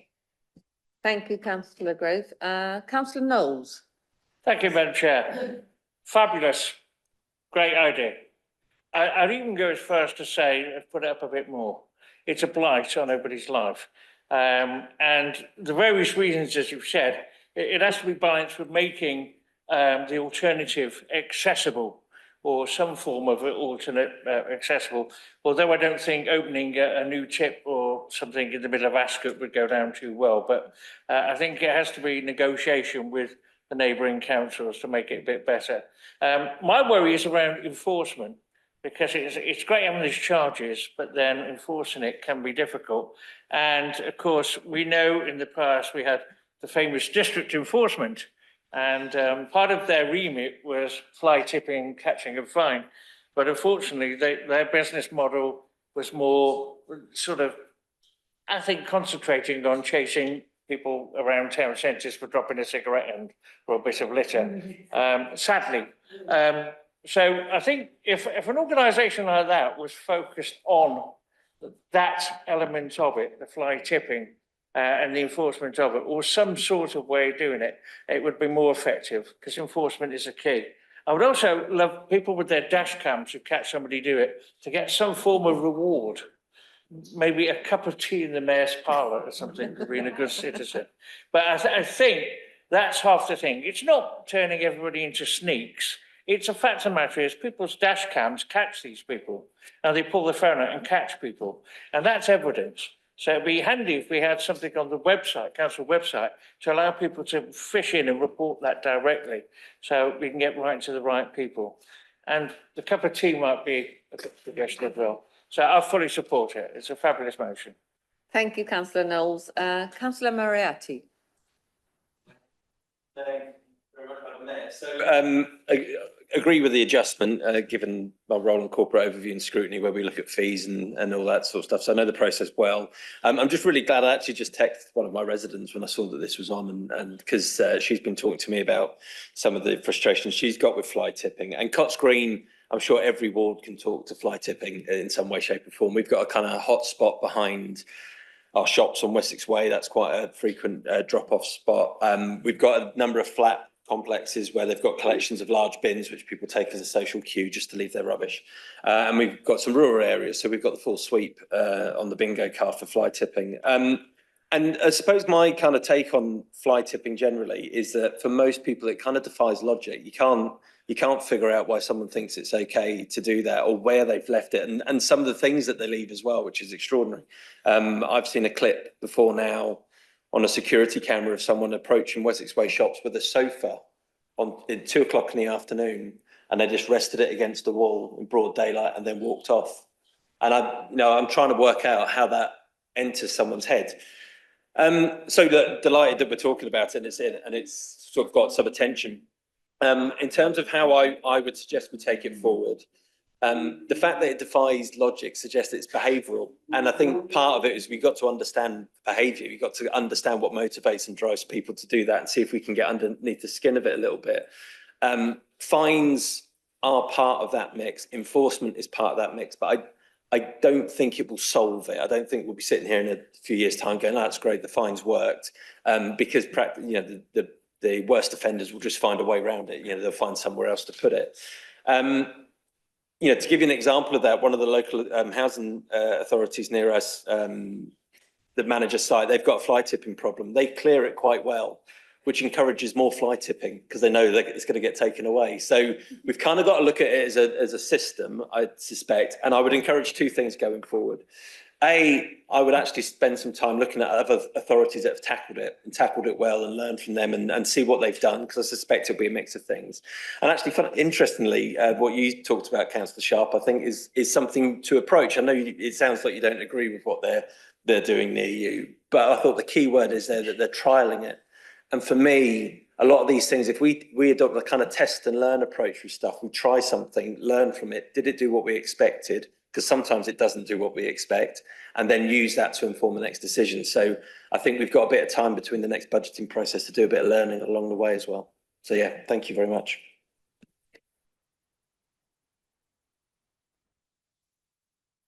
Thank you very much. I was actually going to talk about clock screen as well, but let's not go down that road again. Only because it's a learnt experience and we have been working hard around that area. It did prompt me to want to suggest, you talked about the CCTV and about mobile, there is obviously a cost to that, but one suggestion I want people to think about is that we have successfully, because of the experiences that we've had in Cox Green around this particular hotspot and these areas, is that it's managed by Housing Solutions, and have met with them personally myself, and they've actually made commitments to move their own mobile CCTV cameras to these areas. So there are other solutions that I think we need to look at. It's not just RBWM's responsibility as well to be able to look out for this and to report this. So I wanted to put that forward so people know that there are other options around there to be able to reach out to these other authorities and bodies, that they can support us in also trying to produce evidence around fly tipping it and trying to catch people in the act. It is a major issue that I think has been mentioned by a number of people, is that they just think that it's a personal service to them now. They don't have to drive down to the local tip, where I do drive down there and I can empty all my garden waste down there quite freely, and it is free. And I think that that's great, and there is no slot. So I think that shows that still, as a council here, we're providing a really good service to our residents. And I'm sorry, it's not as close to Ascot. And I wouldn't obviously want you to drive all the way over to Maidenhead to have to do that. But I do think that there are options for us around other solutions that we can look at, including businesses as well. They also have CCTV footage as well, or CCTV cameras that can also help us with the enforcement side of it. Thank you. Thank you, Councillor Reeves. Councillor Reynolds. Thank you, Madam Mayor. I think this is a really sensible motion. I think the amendments that Councillor Coe has made are really important to it. I would like to pick up on the point specifically around Ascot, however, and hearing about the closure of Swift Lane and obviously moving that now into the new recycling centre. I've just done a little bit of research on the new recycling centre that residents in Ascot will be able to go to. And it's open Monday to Wednesday, 8 till 4. They don't seem to open on Thursdays or Fridays, and it's open 9 till 4 on the weekends. Whereas if you look at Windsor and Maidenhead and Staffordton Way, it's open 7 a.m. to 8 a.m. to 7:45 p.m. Monday to Sunday. Thank God is all I can say that we don't live in Conservative controlled Surrey County Council. And it's a real shame that the Conservatives and Surrey County Council haven't done the same thing as we have in Windsor and Maidenhead. If only there was a deputy group leader who would probably know, from the Conservatives who may know people in Surrey County reasonably well. And I also think actually it's fantastic the stuff that we have the ability to be able to recycle here in Windsor and Maidenhead. And I know obviously if you have asbestos, you will be able to take that to Stafford Way and Maidenhead, upholstered seating to take to Stafford Way. Those are two things the residents in Ascot having to go to Surrey County Council, having to make that treacherous journey into Conservative-run Surrey County Council won't be able to do because you cannot bring asbestos or upholstered seating into that area. And just, yeah, thank God we can just turn up at Stafford Way anytime we like. We don't have to book a 30-minute slot or anything. Thank God the Liberal Democrats are doing it right, unlike the chaos which it sounds from the Conservative group that they believe Surrey County Council is in at the moment. Thank you, Councillor Reynolds. I've got Councillor Sharp to speak, but you've already spoken on the item. So I'm sorry, I can't let you. I'm sorry, can't let you speak because you've already spoken on this item. Thank you. Councillor Jones, please. Thank you, Madam Mayor. Yep, I completely agree in principle with this motion. I think it's very fair and it's certainly something we should be taking forward. But I'd also like to thank Councillor Coe for raising the budget process and ensuring that any spend on such areas as remote cameras or enforcement is accompanied by a robust business case as part of our improved financial governance that we are going to continue for the rest of our term and beyond. Thank you very much. Thank you. Again, Councillor Singh, you already spoken on this motion, so I'm sorry, I can't let you speak. Councillor Cross. Thank you, Madam Mayor. Just briefly. So I too welcome Councillor Gosling's motion as any collective effort we can bring to prevent this appalling crime is to be encouraged. However, in my ward in Bray, many of the locations that are regularly affected by fly tipping are on unadopted roads. And unfortunately, when residents report these incidents through Report It system to the council, the requests are rejected as a responsibility for removal rests with the landowner or the residents or the local councillor in my little blue van if the landowner cannot be contacted, which is sadly often the case. So that said, any measures to prevent fly tipping on publicly accessible land, regardless of ownership, are greatly welcome. And while I support the motion, I would ask the council to look at ways of helping landowners on land that's open to the public to help deter fly tipping. I did ask for signage, but was told that was not available. And I'll continue to work with residents, some of which have taken it upon themselves to install CCTV in an effort to discourage fly tippers. So thank you for raising this motion and on this important topic. Thank you. Thank you, Councillor Cross. I don't have any other speakers. Would Councillor Corrigan would like to, as a seconder, do you have to? No. Yes, please. Yes. Oh, okay, sorry. Yes. Yeah, I mean, we've all got a common goal in this. I don't think there's a single person in here who represents one of their wards who doesn't have residents coming to them with this on a very regular basis. So I absolutely thank Councillor Gosling for bringing this. I think it's obviously not simple because there's a lot of work to go into making it happen, but it's a simple thing that should have a dramatic effect in the long run as it can grow and become more effective. So yeah, thank you to Councillor Coe as well for the amendments. I think it all makes a lot of sense and I fully support it and I think everyone in here does too. I hope so. So yeah, that's me. Thank you. Thank you, Councillor. Councillor Gosling, would you like to sum up? Yes, indeed. Thank you to everyone for your comments. You know, you came up with things I hadn't thought of, so I think it's great that we've discussed it here today. In England, littering and fly tipping cost taxpayers nearly £1 billion every year. Fines can raise up to 2,500, but here in the Royal Borough of Windsor, as you know, offenders can pay as little as £100 in certain types of littering, and that's hardly a deterrent. Just this week, I don't know if anyone saw it, Clean Up Britain called out councils on national TV for breaching the Environmental Protection Act 1990, section 89, which clearly states that councils have a duty to keep land and highways clear of litter. John Reed, the founder of Clean Up Britain, put it plainly, Fines must rise to reflect that littering.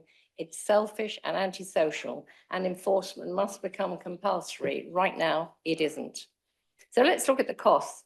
£60,000 a year to clean chewing gum alone in some towns, £6 million spent annually by Highways England on roadside litter, £800 to remove just one fly tip on private land. Households pay around about £30 per year just for cleanup.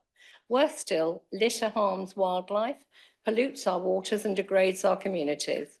Here in the Royal Borough, it's getting worse. The Maidenhead Advertiser reports a 52% rise in fly tipping last year, 1,902 incidents, mostly on roads and pavements. And while fines can legally reach £50,000, they're almost never enforced. Why? Because offenders aren't caught. So what can we do? We can raise the maximum fine to £500 with no discount for early payment, install cameras at hotspots.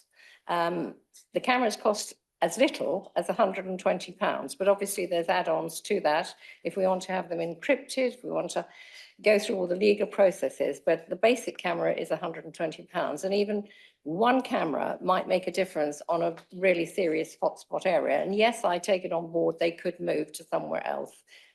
Right now, it's like closing the gate after the horse has bolted. Please support this motion for tougher penalties and smarter prevention. Thank you very much. Okay, can we have the motion on the screen, please? Yeah.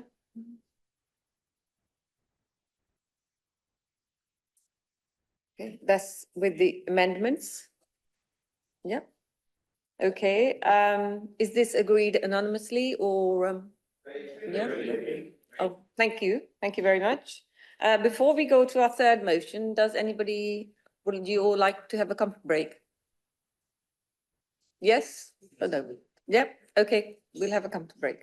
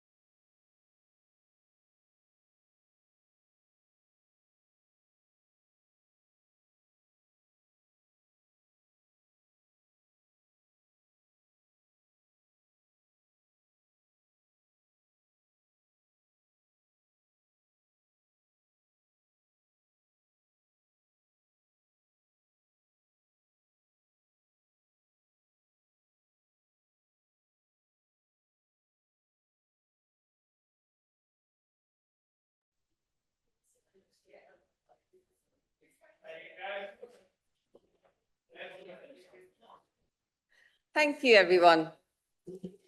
Right, motion 3, which has been received from Councillor Carol De Costa. Would you like to introduce the motion, please? Yes, Madam Mayor, but first of all, I'd like to propose a small amendment.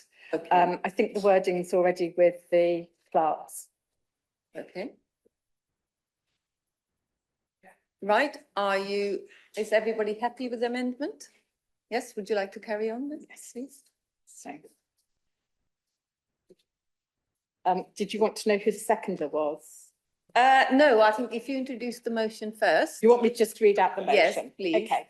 Then, so this motion is following the Keir Starmer's government U-turn over grooming gangs, recommending that only a public inquiry has the necessary powers to uncover the truth, and that this council will ask that the leader of the council, the cabinet member for children's services, and the councillor proposing the motion write to the government demanding that the case of the boys who were groomed and abused at Greenfield House be included in a full national statutory inquiry into grooming, and that the public inquiry be held.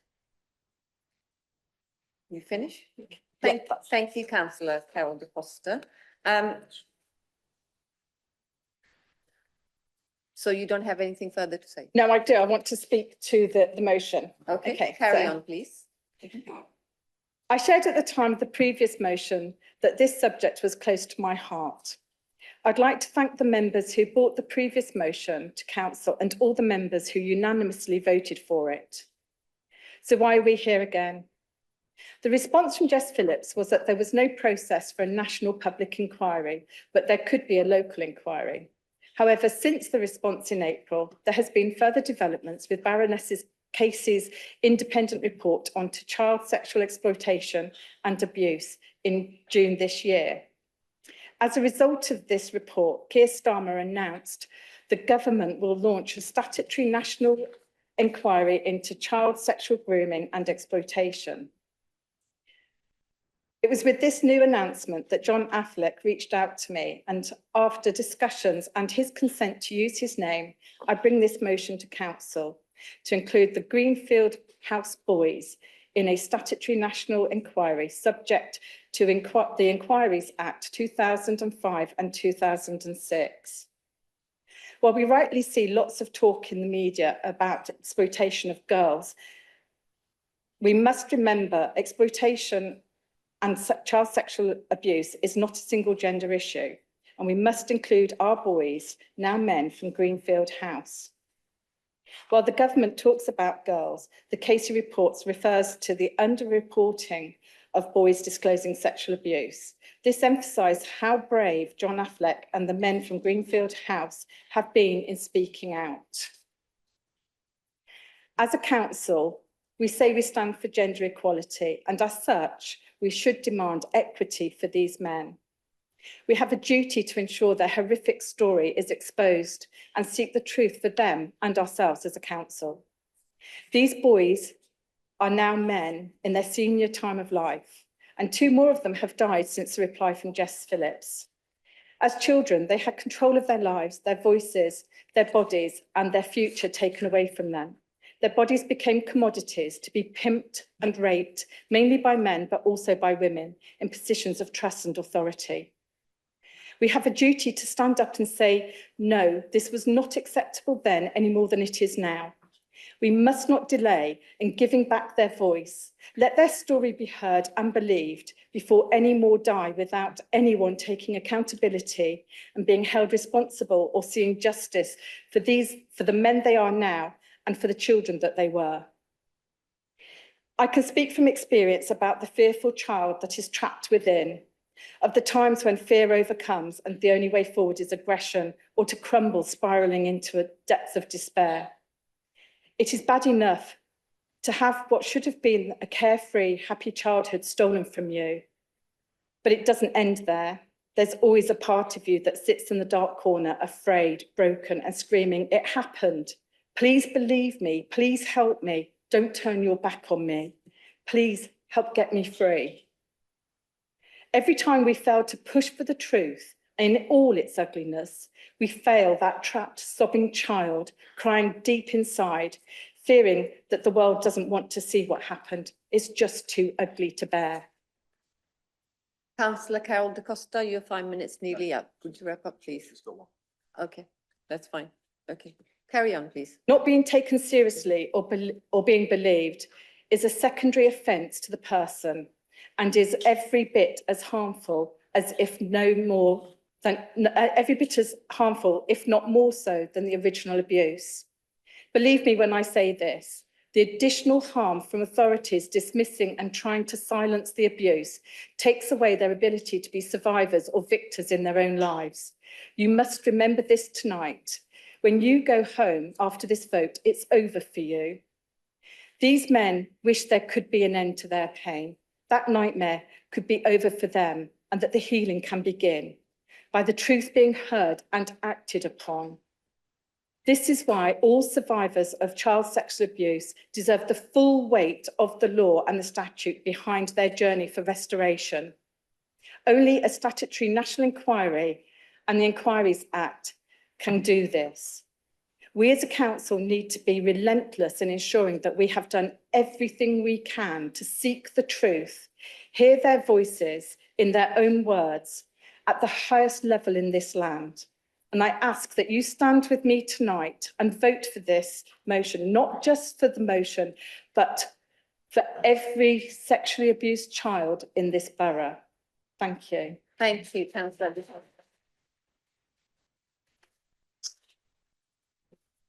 Right, is the motion seconded? Councillor Teasey, yeah, thank you. Thank you very much. Okay. Right, councillors who would like to speak, Councillor Wisdom Da Costa. Thank you, Madam Mayor, councillors, officers. We're calling for public inquiry that has the power to call witnesses, provide support for victims and to be funded by government. We're doing that for 3 reasons. One is to get justice, closure and healing for our boys. To learn from the mistakes of the past, both the councils and the justice system. And for this to be the destigmatising Me Too moment for boys and men who were groomed and abused in this country. Sir Keir Starmer recently launched a national inquiry into grooming gangs after receiving the recommendations of an independent report on the scandal from Baroness Casey. As Councillor Da Costa said, the report focused on girl grooming gangs, but did note that boys are far more reticent to come forward or to be believed. It found that 1 in 5 who experienced sexual abuse as a child never told anyone. And this is the finding.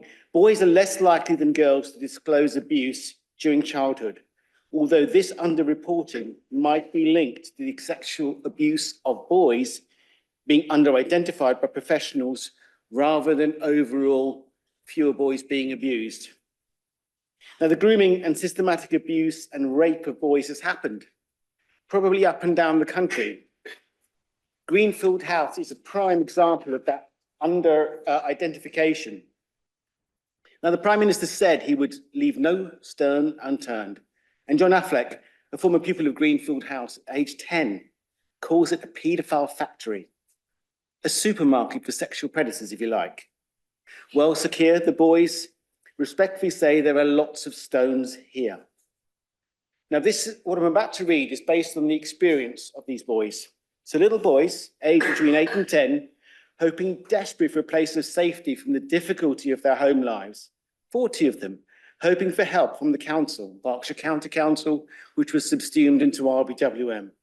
Children growing up, learning to be human, needing role models, love, affection and guidance. But the husband and wife warden team at Greenfield House, both council officers, created a climate of fear, anguish, where boys were systematically abused on an industrial scale. They were starved with little food, constantly hungry. These little boys are verbally abused by the adult warden and his wife. They were physically intimidated by a burly warden. Some were thrown downstairs, had arms broken and legs broken.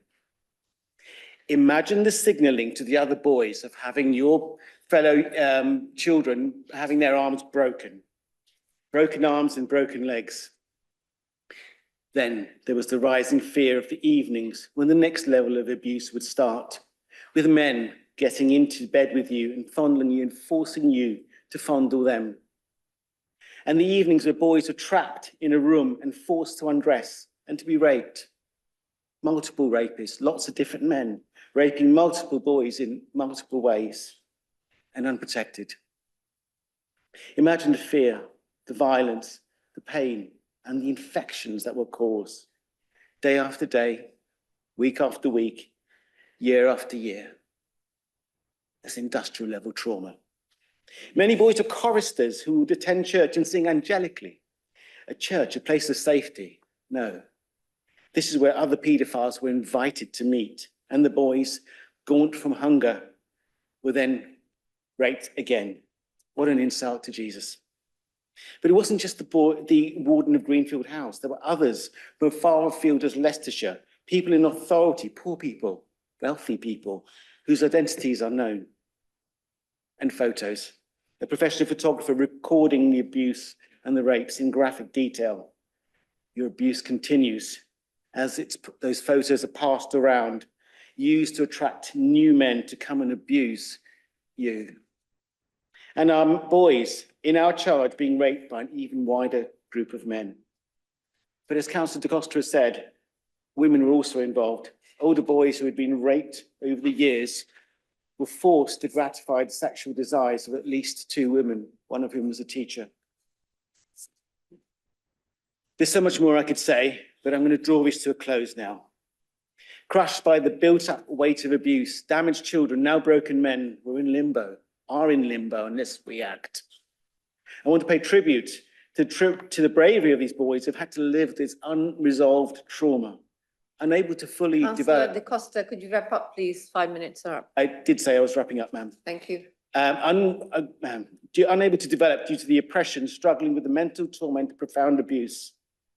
Now, I'd like to invite you to vote for this motion and urge you and officers to push this through to the end, which is justice, healing, learning. I'm sorry. And a clarion call for boys Councillor up and down the Da Costa. country to say, Councillor Da Costa, could you please stop? you can come. This is really important, this last line. But your 5 minutes are up, I'm I afraid. just apologise. Thank you. This is a clarion call for men, for boys up and down the country to say, I'm sorry. you can I come have to out cut you now. off. It's safe I'm to sorry, talk. I have to go to the next speaker. Thank you, Councillor Da Costa. Right, next, Councillor Douglas, please. Thank you, Mayor. And I do want to thank Carol and Amy for bringing this motion. Because here in St Mary's Ward is where many of the boys at Greenfield House grew up. And as we all know, and has been mentioned already, more than a few are sadly no longer with us. What happened here happened a long time ago, but the harm carries on. This motion gives us a moment to do what's right, to show that this council stands with John and others who have suffered. Now, some might say it's not my role to apologise for what happened, but I don't accept that. As councillors, it is our role to show leadership. So, John, I want to say this to you and to those who are not here to hear it. I am sorry.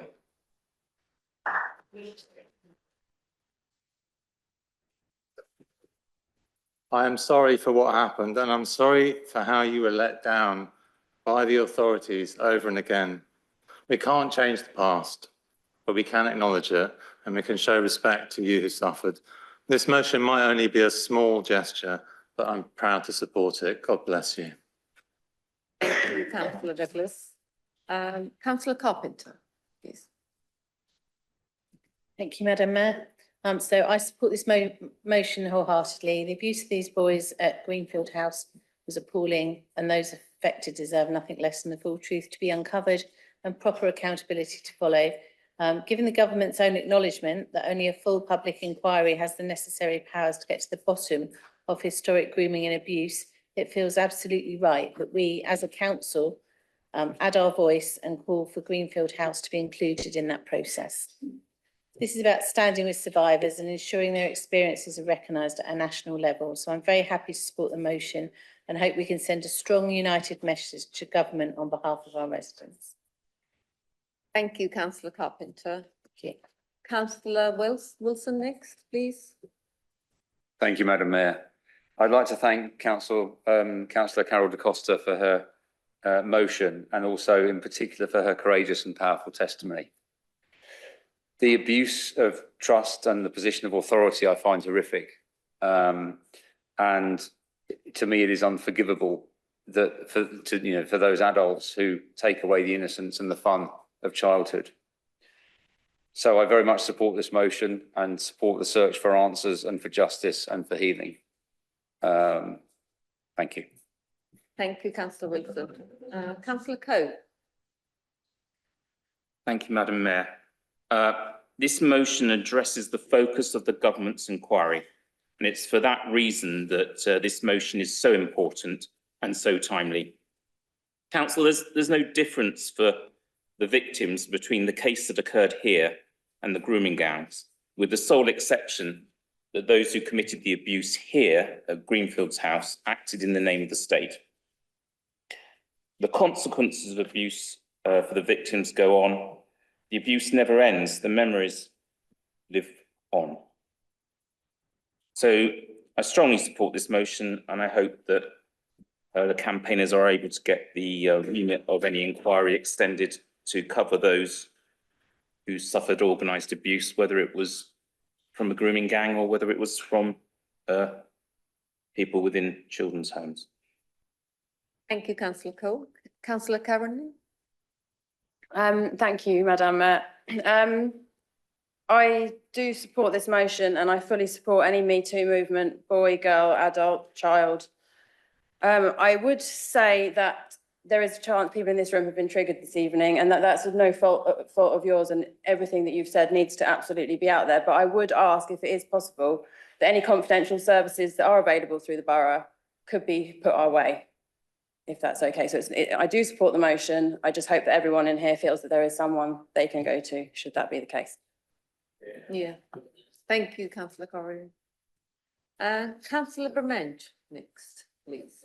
Thank you, Madam Mayor, and thank you to Councillor Carol Da Costa for bringing this back to the council. This is an extremely important motion. We had a lengthy debate the last time we discussed this. Now that this national inquiry has crystallised, it's absolutely right that we take the opportunity to really force the issue again with government. So I'm fully supportive of that. One thing I would say is that I believe it'd be important once the chair of this inquiry has been appointed, perhaps that we effectively submit the same letter to them again to really make sure that it's not ignored. This absolutely is a serious case of group-based abuse at an industrial scale, as Councillor Wisdom Da Costa said, and it would be absolutely appropriate for it to form part of the national inquiry, and I really do hope the government and then the inquiry chair agrees with that. Thank you. Thank you, Councillor Brement. Councillor Singh. Thank you, Chair. I'd like to thank Councillor Carol Da Costa, first of all, bringing this motion to the council, and very pleased that the government of the day is now going to look at this seriously, so witnesses and perpetrators are forced to answer the questions, and those who are alive who have committed these crimes afterwards are brought to book, and that we provide help and psychological and psychiatric treatment for those who need that, and compensation for the victims, so this can never happen again. Thank you, Councillor Singh. Right, now I'll come to Councillor Teasey, the seconder. Would you like to speak on the motion? Yeah. Thank you. We've heard the powerful and deeply moving accounts of the long-term harms that are caused by the abuse suffered by children, including boys at Greenfield House. and we know that that harm doesn't stop when the abuse stops. It continues to shape lives, damage relationships, and erode trust in the very institutions that were meant to protect children. As has been said before, as a local authority, we can't rewrite the past. At the time, the responsibility to protect lay with the former county council, but today, as the Royal Borough of Windsor and Maidenhead, we all carry a legal and moral duty as corporate parents. That means supporting the young people in our care today, and it means standing up for those who've been through the care system, especially when they've been harmed by it. The survivors of Greenfield House deserve the full weight of a public inquiry to uncover the truth, to demand accountability, and to ensure that no child ever endures what they went through. As a council, we must add our voice to a call for an independent inquiry into Greenfield House.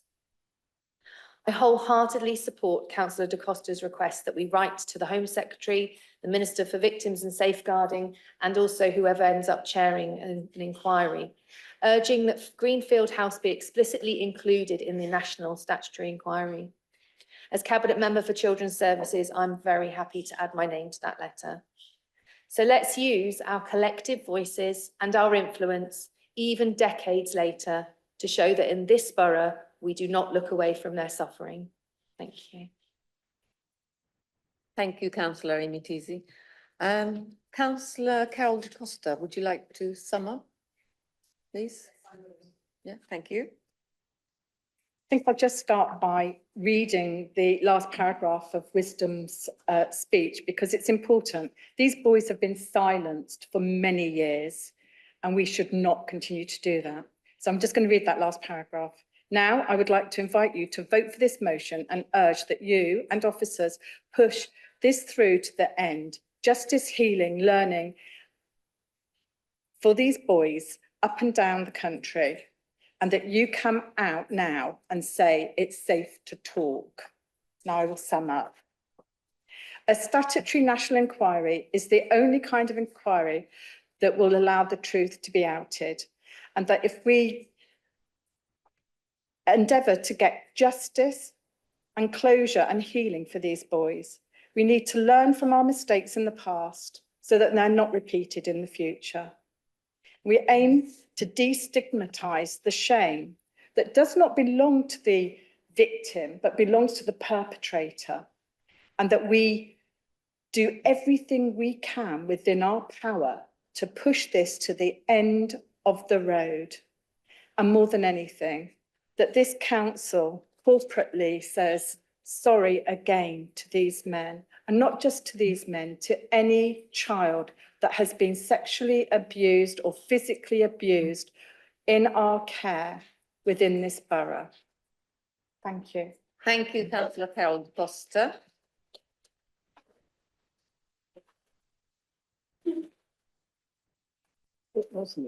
Right, there's no other speakers now.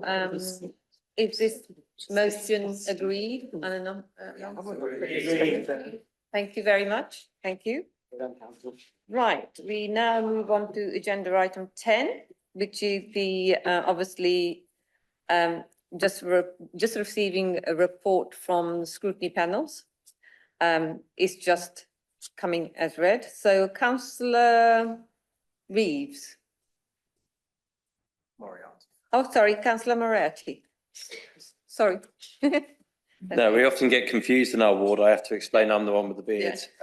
So look, thanks to the DEM services have put the report together, so appreciate that. I think the report outlines the activities that have taken place. So I would urge everyone to have a look at the sorts of topics that have been discussed, some of the key areas of focus of all the different scrutiny panels. I think the other thing to note in that report is that the panels themselves have sort of been reviewing their remit. You know, a lot of them have sort of been looking at making sure that they're looking at the right things, that the right topics are talked about in the right areas. And I would say as panel, as chair of the corporate ONS panel, which I'm supported amazingly by Councillor Price on as vice chair, that kind of review of what we're doing and how we do it has kind of been the theme for the year. So I was sort of thinking back to last year when I spoke to this and thought, well, that year I was talking about 2023 into 24.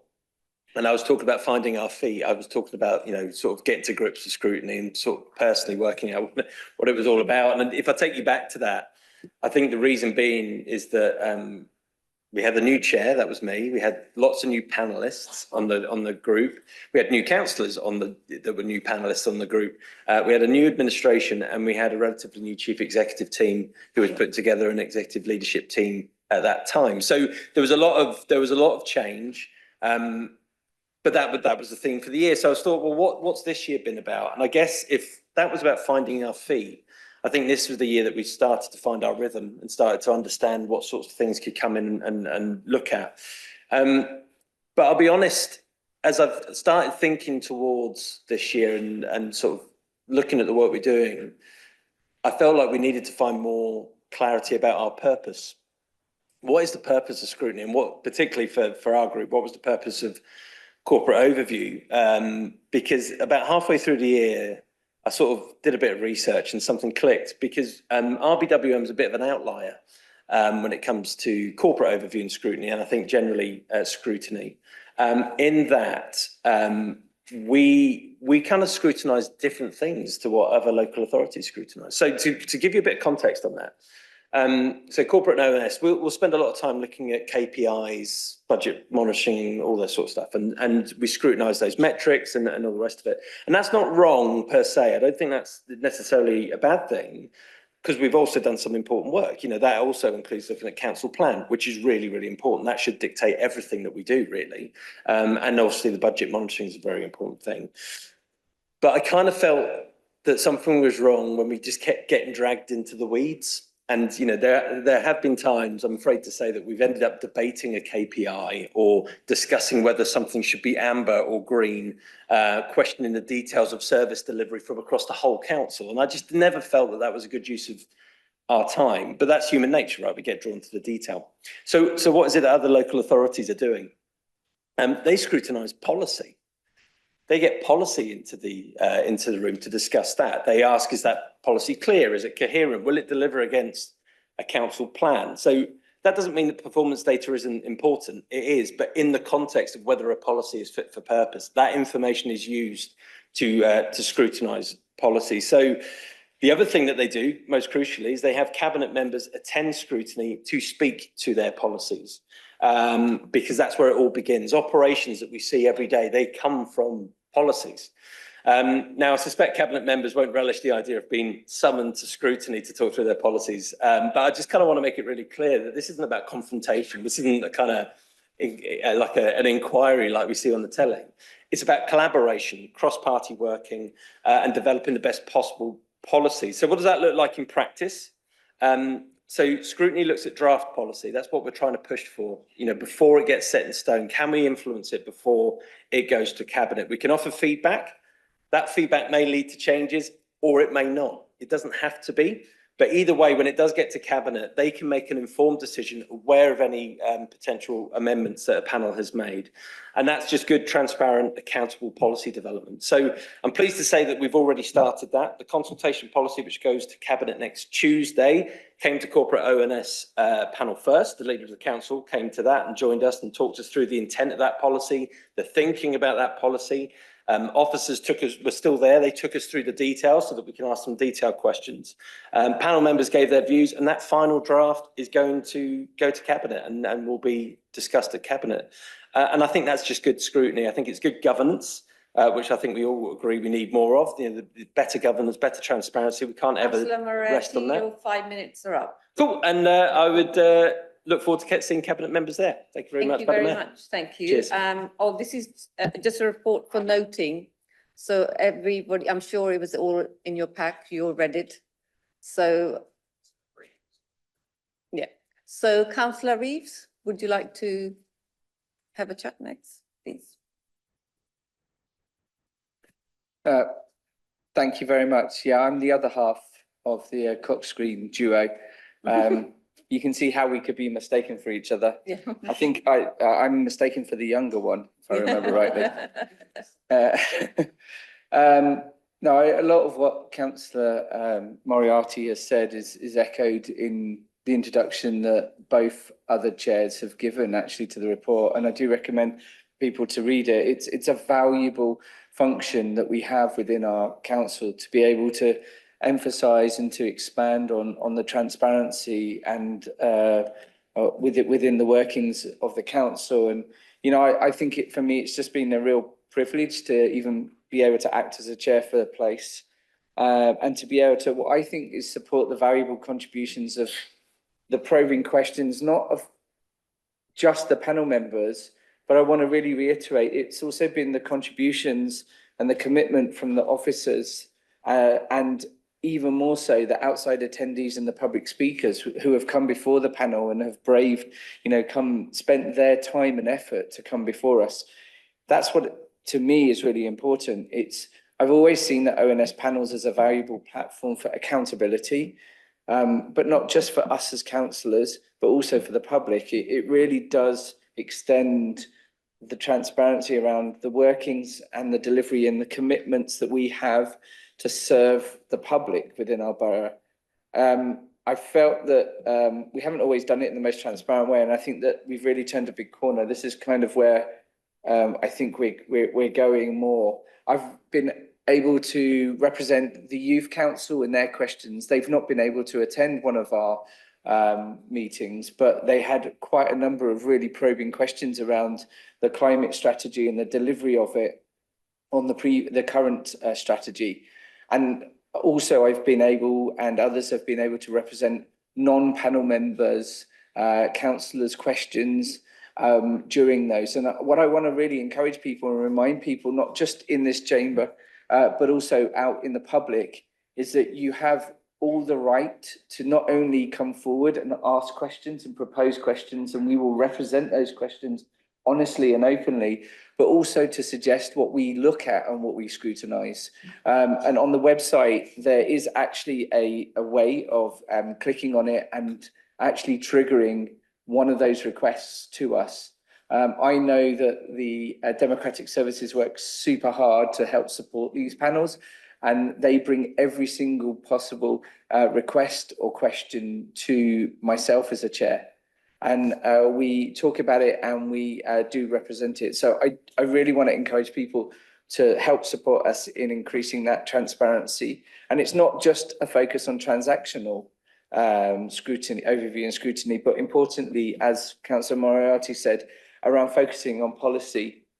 And we are also within the place ONS driving towards that with the climate strategy impact report. We're actually going to need to generate a new climate strategy, and as part of that we're looking to bring the lead member around that and other lead members to the panel to actually be able to discuss the policy elements of it, not just the transactional delivery that officers are asked to do.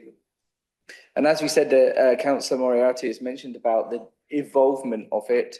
It's been great to see that we've actually flexed the panel members for the new year, and to actually see some of our other panel members move over, such as Councillor Jodie Grove, and has taken on a new role as chair of the Adults, Children and Health Overview Scrutiny panel. But in exchange for that, we actually gained the previous chair to come over and to actually bring their knowledge and their experience over to place.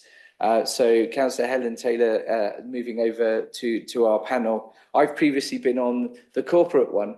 So you can see that what we're trying to do is expand our scope and our knowledge, and to really scrutinise the whole workings, not just the individual detail, but the greater umbrella of the policy that run and move this council forward to the future. So please do take part. I encourage you all to be an active role in helping us scrutinise this council to the best for our residents.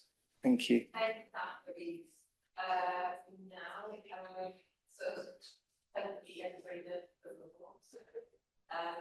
Agenda 11.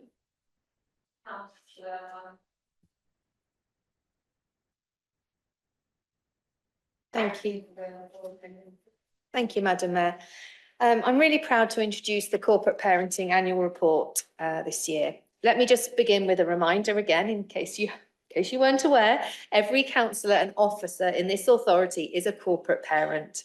That means we share collective responsibility for the care, protection and progress of children in our care and our care leavers. These young people might not grow up in our own homes, but they are still our children, and they deserve the same care, aspirations and opportunity that we'd want for our own sons and daughters. And here in the Royal Borough, we take that responsibility really deeply. That's why we're one of a growing number of councils to formally recognise care experience as a protected characteristic. And it's more than a symbolic gesture. It's a real demonstration of our commitment to standing by our care experience residents and removing barriers they might face as they reach adulthood.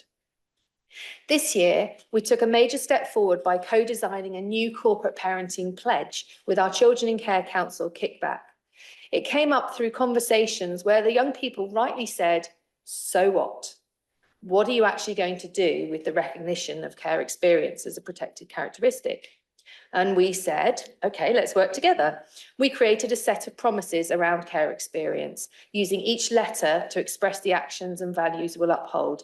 And that now shapes the way we work, the way we lead, and the way we're supporting young people in the borough.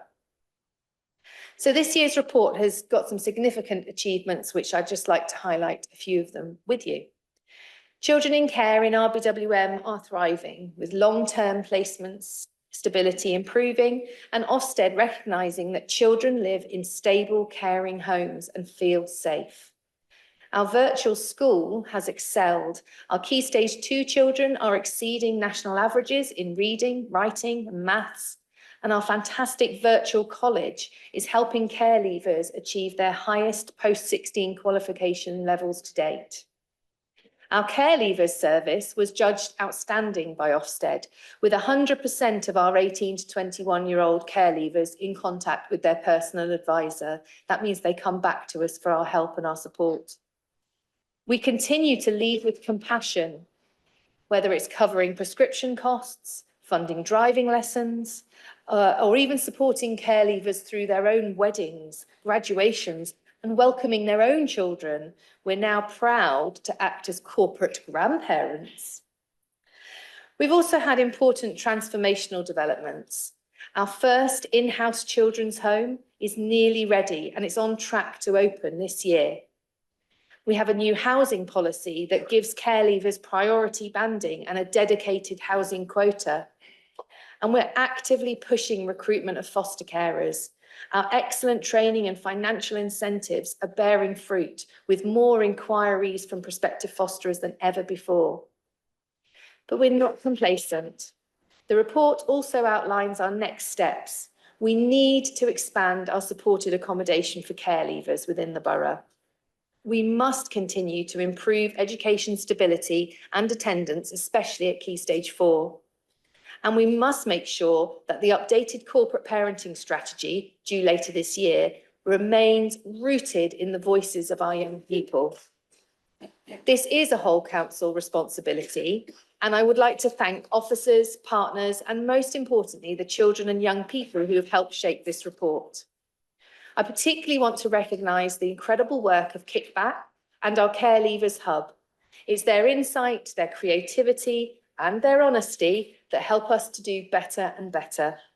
We're so proud of what we've achieved, but even more, we're ambitious for what comes next. Because when we say we're corporate parents, we really mean it. Thank you. Thank you, Councillor, would you like to speak on this as well? Thank you, Madam Mayor. Yes, I'm happy just to add a few bits in my capacity as Vice Chair. I think Councillor TC has summed it up really well. And thank you, Amy, for that update. And thank you to the team behind it. It's incredible to see just how much hard work and fun has been packed into 1 year.